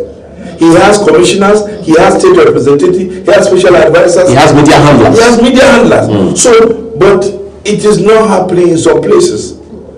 And the reason why this is not, the reason why it's not happening is because of one single thing. There is no active citizens governance framework in our country. If it is very active, like it should be, the community people will be challenging every appointee of government. And appointee of government will give them answers. Commissioners will give them answers. Legislatures will give them answers. At that level, up to the federal government, there will be dissemination of information about federal and state projects. But that aspect, unfortunately, it's actually not very well practiced. I can tell you that it's very weak in my part of the country, like the north. It's maybe stronger in the south sometimes, because I've attended a meeting one time, I can remember, in Calabar, where I saw elected representative having a meeting with his entire community. I was there, and he was speaking about the entire budget of the year, where he was able to do, and there were questions from all the stakeholders. It was an engagement that inspired me to actually like kind of, okay, I should be in politics, because people need to be told what to do. It's not happening in our part of the country. The only time you see some of them in their communities is when they go for handouts. They go dashing people handouts for short political gain. They are not thinking of giving things to their people that have a long-term effect. Instead of carrying a bag of rice to give your constituents, get him a land through a grant or loan or whatever, provide him with implements and let him farm. Provide him with businesses. That's the way we'll be able to empower our people. But those short gifts has been the one that has weakened our people, made our people lazy, and actually feel that it's a favor, and these resources, they are not their own. So you're particularly speaking to the reality in the northern part of the country? I'm speaking to reality generally in Nigeria. It's happening all over, but it's more prevalent in the north, because when I see people bringing bags of rice and sugar and sharing to people when it is rainy season, and some of them don't have fertilizers to go to their farm, and because you are a senator or a member of the Oyo State Assembly, you are sharing that. For a short time, people eat this food and they are hungry. It's okay to give them the handout, it's okay. But after that, then what? So you need to encourage them. What are you doing? You need to go to the farm. We have, my brother, I always advocate for emergency in our agriculture. We have land mass, abandoned, thousands of hectares of land that we can actually feed this country. So we can encourage those ones that are not working to get involved in all this. This is side business. You'll be able to feed yourself, you'll be able to also earn money. When we want to build wealth for a long time, what do? We'll be able to set people on the line through prosperity. This is what you can do. Go outside of a business, start something. This is what you can do. Over a period of time, be able to raise something or go into farming or otherwise. This is what can be done. It's a policy, is there. It's there. There are so many social programs in our government today, but the implementation is done how it has been. This, if there is enough dissemination and people are aware of what's going on, people will challenge. Right. People will ask questions. And you know, the moment as a leader they start asking questions, you become uncomfortable. You will start to do the right thing. So I of course the onus is on you guys too, the journalists. Every time you sit down with any representative, a chairman, a leader in anybody, ask him one simple question. What are you doing to your community? When you are representing them as a member of the rep, tell me what you have done to change the lives of your community. Even if you're going to take just 2, 3, 5 minutes of question and ask him, is the policy of government helping you to be able to empower your community? How do you do that? Ask all of them this question. When you do that, you're actually helping the country because they will give you answers, people will hear, and people will hold them responsible. And that's what leadership is all about. So you stated the ideal. I mean, this is how it should be. This is what should, be accepted on a normal day. But we've also sat with, leaders who've asked questions, just as we're asking you. And to be very honest, most times we don't get this perspective, right? It's always an excuse or the other. We have very few leaders in Nigeria that are willing to invest into. Then don't take excuses. Ask questions. Well, why do you do the questions at the end of the day? The question. When people listen, it will go a long way, my sister. It will go a long way. I can tell you that. It at best will end up in you being proven wrong if that person is wrong, and it now depends on the person's conscience if he or she wants to make amends and turn a new leaf. But how many of them are willing to turn a new leaf? How many of them see this path as the wrong path? Is the question. And these are people who keep recycling back into the system. You know why I raise that? You have the biggest mouth, the journalist. You have the strongest voice. And if you want the country to be better for it, we have to ask questions. Whether the questions are comfortable or not. And I can tell you that we will start from asking questions. It will get to a period whereby people that are interested in such development project in their communities will even invite you. Please, let's go to my state and see what I'm doing. Let's go to my community. And that's one change. Have you seen Sky reporters asking the Prime Minister of Britain questions? Have you seen them asking some members of House of Commons questions? They go to their communities and ask them questions. It might be very uncomfortable, but gradually they turn friends because they realize these things are right. It's not your money. The budget that is there is not for you. It's not your money. It's for the people. Whatever you plan to do for your community is for the people. It's not for you. Leadership is not for you. It's for the people. And that's the mistake always people, that it's my seat, it's not your seat, it's for the people. And the better we keep on telling people this is what they are doing is actually for the people, the better for all of us. But if we keep on maintaining the normal status quo and say, okay, it's okay, they are not listening. If not, how do we plan, you and I, for us to see what we can change the country or change our land? You start from your mouth. Even in our ethics, start from your mouth. And I think with time, all these things, we'll be able to have all the same over. Sorry, I took you over a roller coaster, but I believe, as I tell you, I'm very optimistic about our country, and I feel that wherever you find yourself, you should be able to say something. I also believe, I totally agree. I also believe that we need to have structures, that will be able to put out bad leadership, because it all falls on bad leadership. And if we're talking about bad leadership, we go to party politics where it begins, and it almost ends, there. So we just finished a cycle of primaries, right? Yeah. We already are anticipating. We already know the leaders that will be on the polls. If you look at them now, the ones that have performed. You have a majority of those that have not even performed, but they are still there. And whether we like it or not, they are the people we are selecting from. Most times, let me put the blame on all of us, and I'll tell you this. Mr. President, when he spoke about direct primaries, some people that don't believe in democracy were critical. But I can tell you, the advantage is what he was able to do with that. When they say you are going through direct primaries, it means that people at unit and ward level will elect you as a party man to be able to come out as a candidate. That is what it means. What does that tell you? If I live in the countryside or one suburb and I am actually in a ward and I'm called to come and choose a party representative, it means that I am a stakeholder, I'm important. So it gives me that awareness that, oh, who am I going to follow the queue to actually choose? So I'll start asking myself question. Is this guy worthy enough for him to represent me at my local level? And that starts there. What does that do? The entire project will have given us deep political awareness around the country. But people saw it as an opportunity to just fight. When that clearly is not going to happen, the part of the consensus is that all the leaders will come and say, Mr. A is not okay, Mr. B should be okay, and all of them will agree and vote through the same words and say this is the candidate we feel should be able to stand for us in an election. Another advantage that would do, Mr. President, recently they are throwing out the issue of state police, right?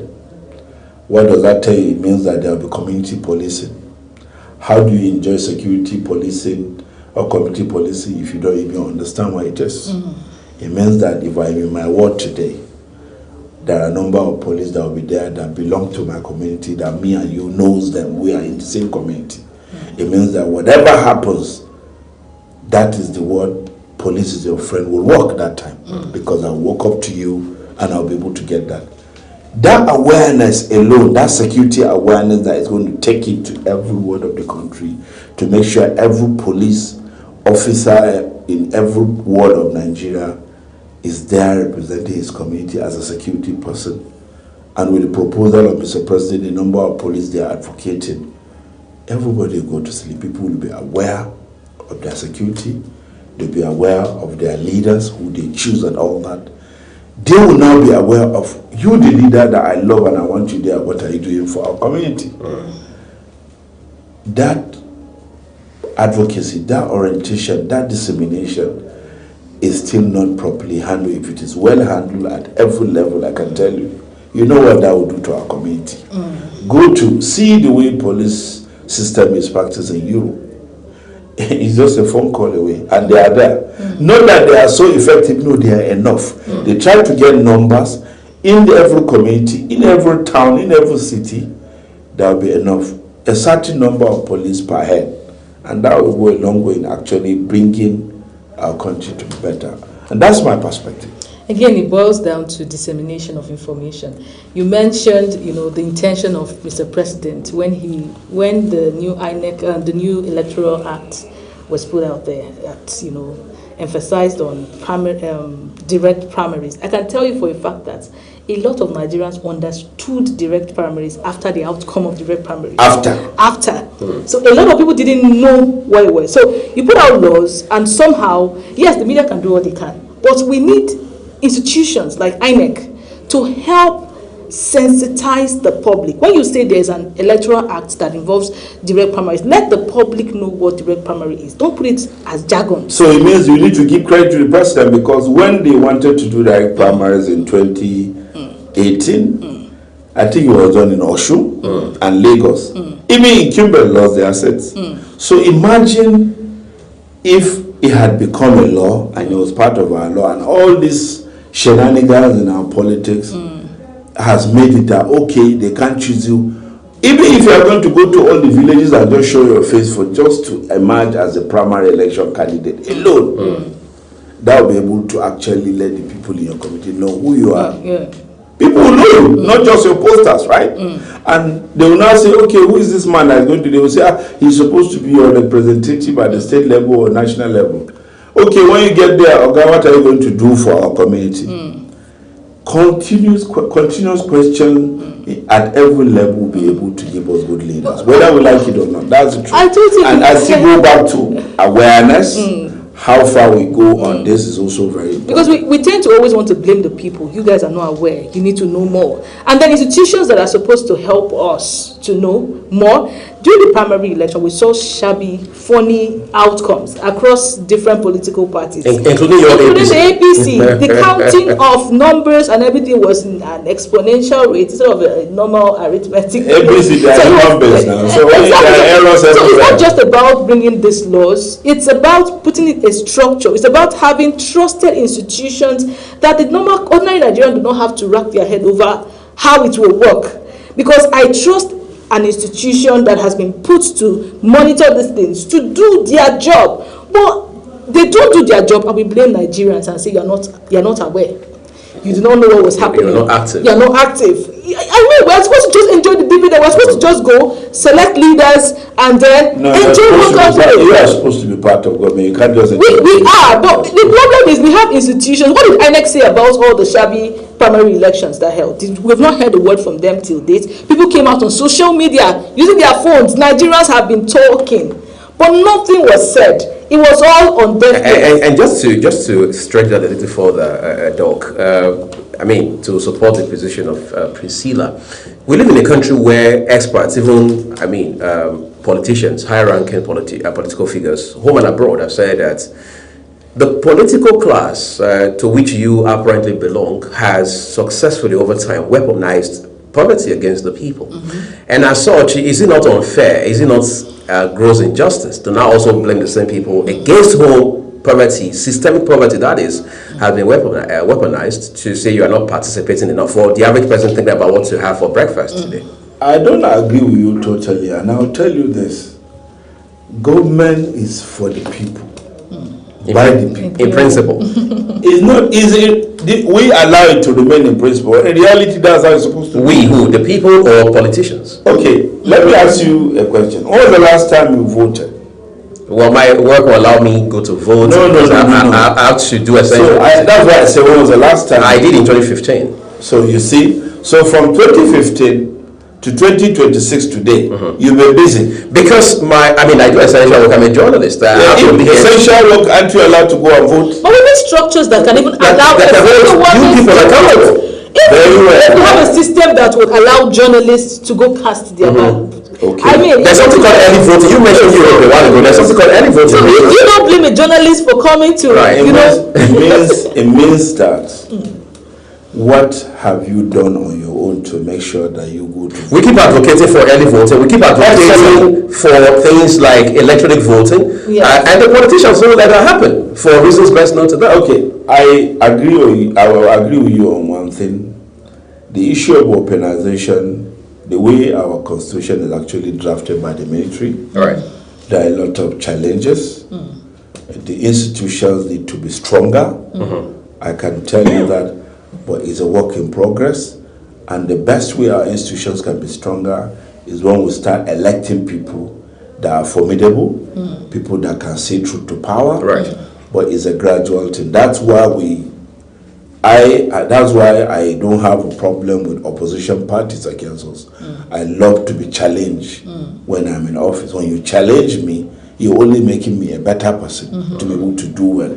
So we still have a responsibility, you and I, for us to, because things were not the way they were now. I'm sure the way democracy was practiced in 1999, there's a lot of improvement. I'll say thanks to social media and not our institutions. Yes. So anyway, social media, whatever you call it, they are actually medium where a human being actually does the work. So it's still our people. It's still you and I that you have to write. In the past, people write editorial columns, comes to TV and talk and all that. We still have that responsibility to continue doing that. So which means that look at America, the democracy is over 400 years. No, over 200 years. Over 200 Getting years. to 300 now. Getting to 300. But they still have mess in the electoral system. People that are so losers, they actually advocate for negative, they throw all sort of tantrums and actually make it look bad. And the system calls them to size. Yes. But here, individuals are above the system. No, it's not always. A lot of people are being held to account for all these things. I can agree with you that we need to strengthen our institutions for them to be stronger. We need to be optimistic, I like to put it that way, too, because if you mention every bad thing about institution, you also said the good one. Because if I ask you right now is that you got your voter's card, you are busy, you couldn't have time to go and vote.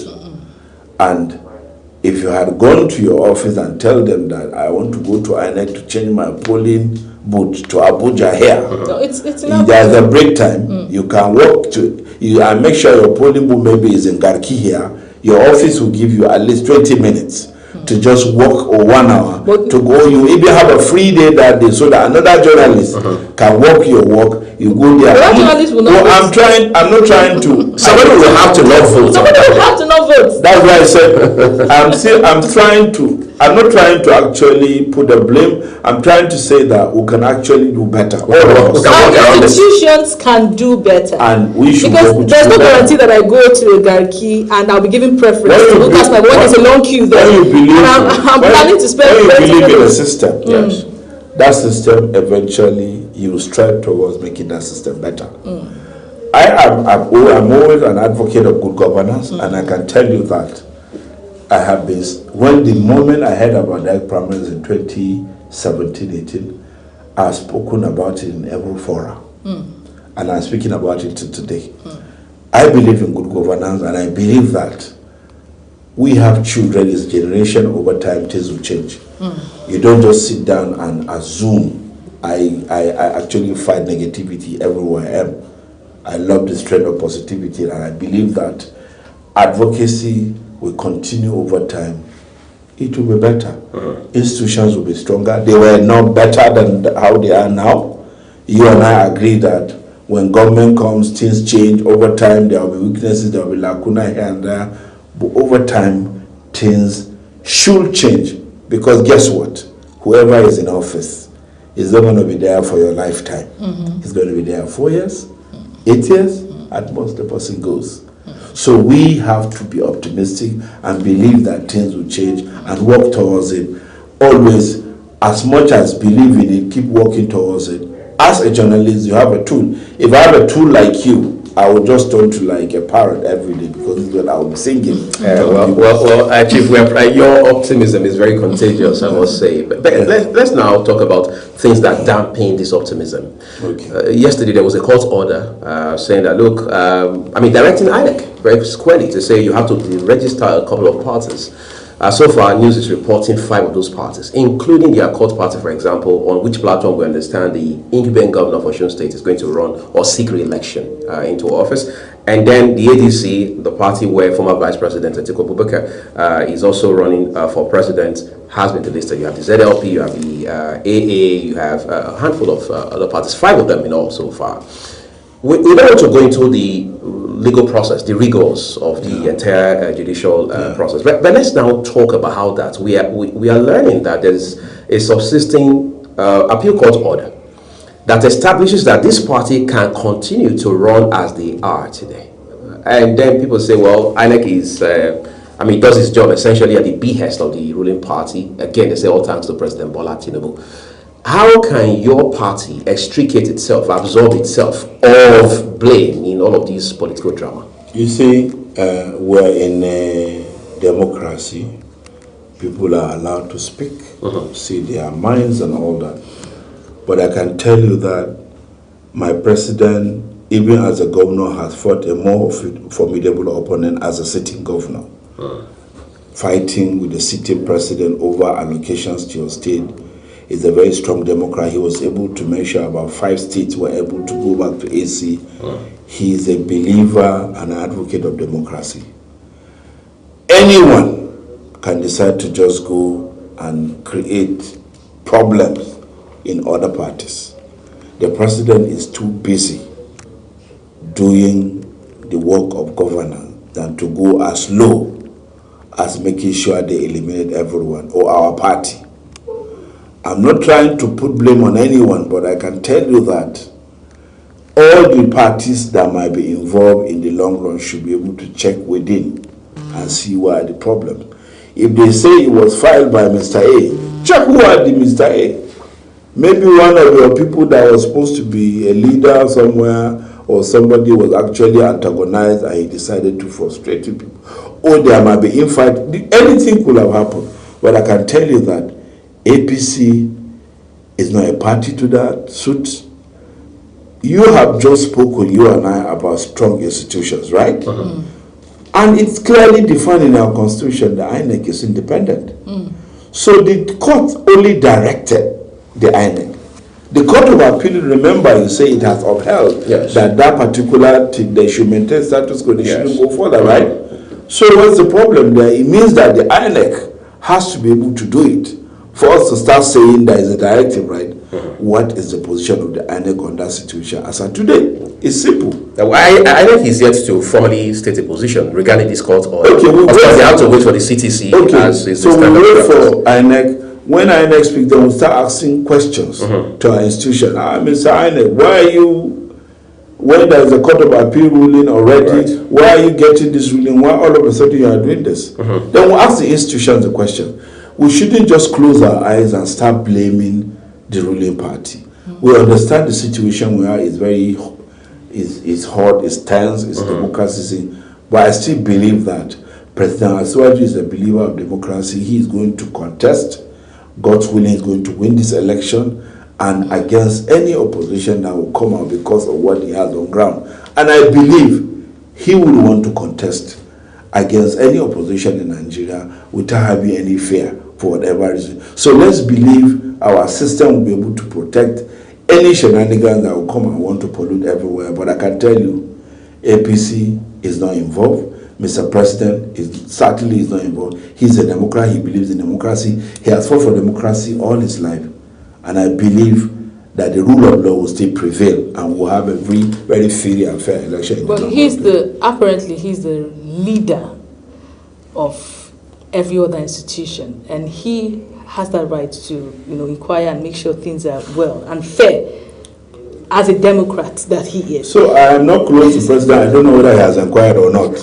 Okay, so what happens where citizens are asking INEC questions? They have been asking since the primaries across parties. INEC has not said a thing. If we keep getting this, silence. Since what? INEC has not said it since when? It has not given real answers. It has not given intentional answers to why primaries went the way they were. And up till now, we just have faith. Is it basically about faith? When can we call INEC and its, team to come give us answers? Has your station invited any official of INEC? Maybe we'll do that too. These are questions. You have a right to invite the chairman of INEC or someone representing the zone or the media representative of INEC. You come. INEC, you ask these questions. This is actually what citizens journalism is all about, right? You don't just sit down, because they're actually the essence of democracy. If you were doing the military, I'm sure there will be fewer TV stations, right? Because there is that freedom is actually not there. So this is democracy where you have a duty. Invite INEC, ask the hard questions. And I hope don't smile too much. Ask the hard questions. I hope they will oblige to the invitation. They will. I've seen them on so many media houses. Invite APC leaders, ask questions. No, I'm talking about INEC particularly. I've not seen invite all institutions. Like now that we have spoken, you can ask we have spoken about different policies right now. You have the right to write letters, invite the ministers. We have social policy going on. Please come and brief our audience. Particularly about INEC. Okay. All institutions that are very important to our society's existence are very important for us to keep on asking. I understand, but for 2027, I think we're particular about INEC, and we hope that of course, continue to engage them. Yes. So I just pray. I would love to see that program. I invite them. Sure, of course, that will happen real soon. Incidentally, it's an electionary year we are in. But let's talk about your party, the APC, which is, of course, the ruling party. We know for a fact that your party is now populated very largely by aggrieved members. They've not left the party. They are still members of your party, again, at least in principle. But their grievance comes from the series of primaries that you conducted lately. They say the system was rigged against them. We have many of them now talking plenty on social media. Some of them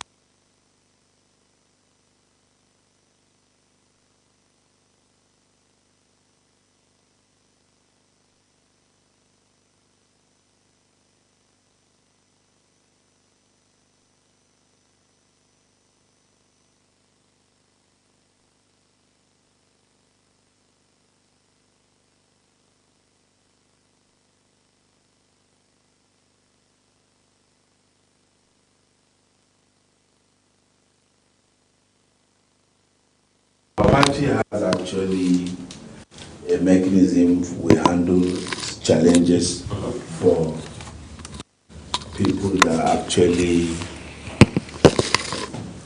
were part of the primaries or members of the party that feel disgruntled or maybe they are not treated well. There is actually a mechanism where committee is set at the local level, state and national, where they engage every member of the party to be able to do that. Remember, a ruling party is prone to have larger population, especially if the ruling party is actually delivering on its mandate and people see it popular. Like you say, your party is doing now. Yes, people rush.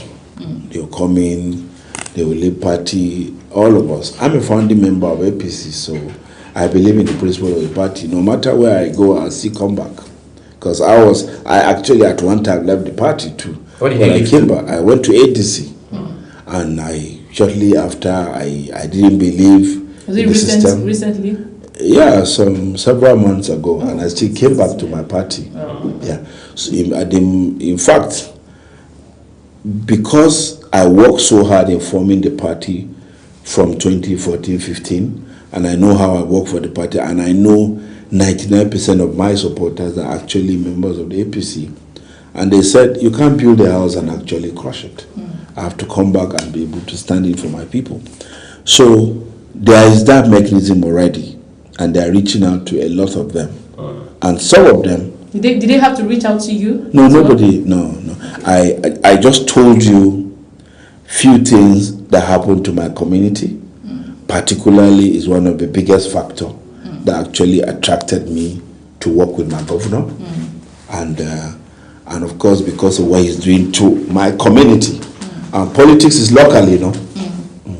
You believe in what is delivered to your people, and based on that, you'll be able to have your conviction to say, okay, this man should be able to deliver for my own people. And of course, I've seen so many policies that if they are well harnessed, and they are well managed, and they are well monitored, it will go a long way to be able to salvage this country. I am a believer in the democratic principle of Asiwaju, so that makes it very easy for me because he's also has been a founding member of our members from the APC, so I believe in that. So all the same, the party has set up these committees, and these committees are gradually reaching out to every disgruntled member, particularly those ones that ran for office. But you know, there will always be there will always be bad eggs. You mentioned about anti-party. Most of the time, anti-party are done because of one candidate or the other. For example, you run against a candidate and maybe you win an election and that election is stripped of you. Even if you believe and move on with the party, some of your supporters would still be angry because they feel that their share is gone and they will go on anti-party. So all those things, they do happen. But I can tell you, majority of the people that are disgruntled are going to be richer. They are constantly consulting most of them, and we'll be able to better. Election is still far away, and we'll be able to. So you're optimistic that before 2027 they'll be back to the party? They are still in the party. It will be okay, and you can see there will be some by-elections. So based on the by-election, you as a journalist, you can sit down and do your assessment here. You have mentioned your governor. I believe that's Governor Nasiru Idris of Kebbi State. Yes. You mentioned him intermittently in the course of this engagement. There are people who would directly differ with you in terms of the assessment of him. Democracy. And they'll be looking at that purely from the standpoint of how he has handled insecurity in the state. They say that he could have done better, and they are not scoring him impressively on that front. Okay, I can give you one or two examples and you'll be the judge. When a school was attacked in my community, I'm talking about my own people, my blood, my people in my community. When the school was attacked, he was already on his way out of the country. He cancelled the trip, came back that same day, went there, meet the president, meet the chiefs, and they did within a very short time.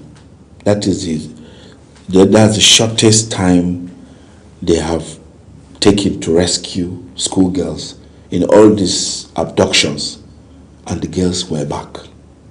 We lost in the space of how many weeks? a few days. Few days. Yes. I think one of principal or somebody that died, and all the girls came back because he was very proactive. So the way I judge him as a person is that he's very sensitive to what happens in his community. If anything happens, he's there. Similar thing happened a few days back about one attack. While the attack happened in the evening, I didn't know about it. I was in my village. I was driving out of my village. I was going to the capital. I didn't know about it. It happened in one of the villages. I saw cars belonging to the governor crossing the road. They're heading to my community. And I kept on making phone calls. What's going on? Why is the governor going? And they said there was also an incident in that community. So the governor is going there. So these are two incidences. Tell me what more a leader can do than to be proactive in answering to the challenges of his community when the time calls. Nothing more than that. He has also invested a lot in security infrastructure. I believe he's a very strong advocate of security, state policing, to go a long way. He has supported the security architecture at the local level. He is everywhere. Nothing happens to any community that it's not a case where you see a governor, he doesn't want to go there. He gets an armory and make sure he goes there and be able to ask questions. That is enough for me to be able to judge him as a person. I don't know what's inside. That this is someone that believes in the cause of my people and he'll be able to deliver for my people. So the issue of media hype concerning him not doing very well concerning security is unfortunate. It couldn't have come from people that actually follow to actually see what is happening on ground. I'm a party man. I always go to my village, and I'm also I'm a title holder in my community, so I have a responsibility to always visit and know what is going on with my people. And I don't work for him. I don't work for government, but the perspective I saw are clear enough for me to know that this is what's going on. And trust me, if it's happening the other way around, I will ask questions. If I have opportunity to speak to him, I'll always raise questions. But I believe in what he's doing, and I hope we'll be able to do even much better. So you're saying you've not had any reason to ask questions because of his performance? Because you're satisfied. We have to tell you every question I've asked. Okay, so there's also the narrative that I always advise, and he listens through the medium that can reach him. Fantastic. And he listens. That's great. Yes. So I was saying that there's a narrative that the Northerners, in the midst of this insecurity, do not appear as maybe concerned as those in probably the Southwest. For example, the abduction that just happened in Oyo State, and we see the agitation from people from that part of the country. They are coming out to cry out, but we are not seeing the same energy. We don't get to see the same energy when it happens in Brno, because we know that there's a similar incident in Brno and other northern parts of the country. Do you agree with this?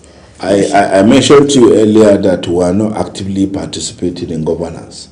Citizens' activity in governance is very weak in this. Are you talking about the North? Yes, the North. I told you that. And of course, awareness, educational standard, active participation in governance is very low. So the way people can actually canvass fighting for their right on single issue of government will not be the same compared to communities where there is more advancement in education and more. It's still a challenge I'm putting to our people. Our people need to be educated more. People need to actually be engaged more. And you don't have to just be educated by just going to Western secondary school. You can actually be educated by going to Arabic school. You can get educated through different means of education. We need to do more to be able to raise the standard of our people. It's weak, it's something that is a challenge, and that's why most of our governors, they are making a lot of investment in education. And over time, because with time, all these things will be able to change.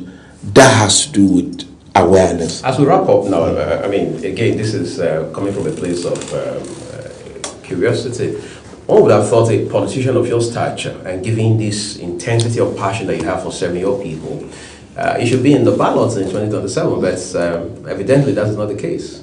Yeah, you know, I am a kind of politician. Let me tell you a bit of me. In 2011, I ran for National Assembly office. I couldn't succeed. In 2015, I ran for governor of my state. It also ended early. In 2019, I ran for Senate. At my primary election level, I believe I won. Also, that was the worst experience I've had. It wasn't successful. In 2023, I was also on the ballot. That was also not successful. So in 2027, the arithmetic wasn't very proficient enough, and I have decided early withdrawal shortly before the primaries because of so many factors that are very personal, and I decided to put. So I believe in the system, and I believe in democracy, and I believe that it's not time for me to be there, because if it is time, I will be there. And I also, if I have another opportunity tomorrow, I'm still a very young old man. I'll still. Certainly not a Gen Z. Yes. So yes, I'm not too old anyway. Right. Maybe you're older than me. Well, we need to compare birth certificates, I guess. Yeah, don't worry. Next time we'll do all that. Dr. Sule Kosani Sami, Governance Expert, APC Chief, I would like to say a big thank you to you for coming to share with us. And as we inch closer to the election, would to be a delight to continue to engage you. You're always welcome on these issues. Thank you so very much. Well, this is where we're leaving the conversation for today, everyone. I would like to say a big thank you to you for watching, as well as remind you that the views of all of our guests across all of our programs are their opinions. I'm Uji Agmofewe. And I am Priscilla Obasi, wishing you an amazing day ahead. Bye. Thank you.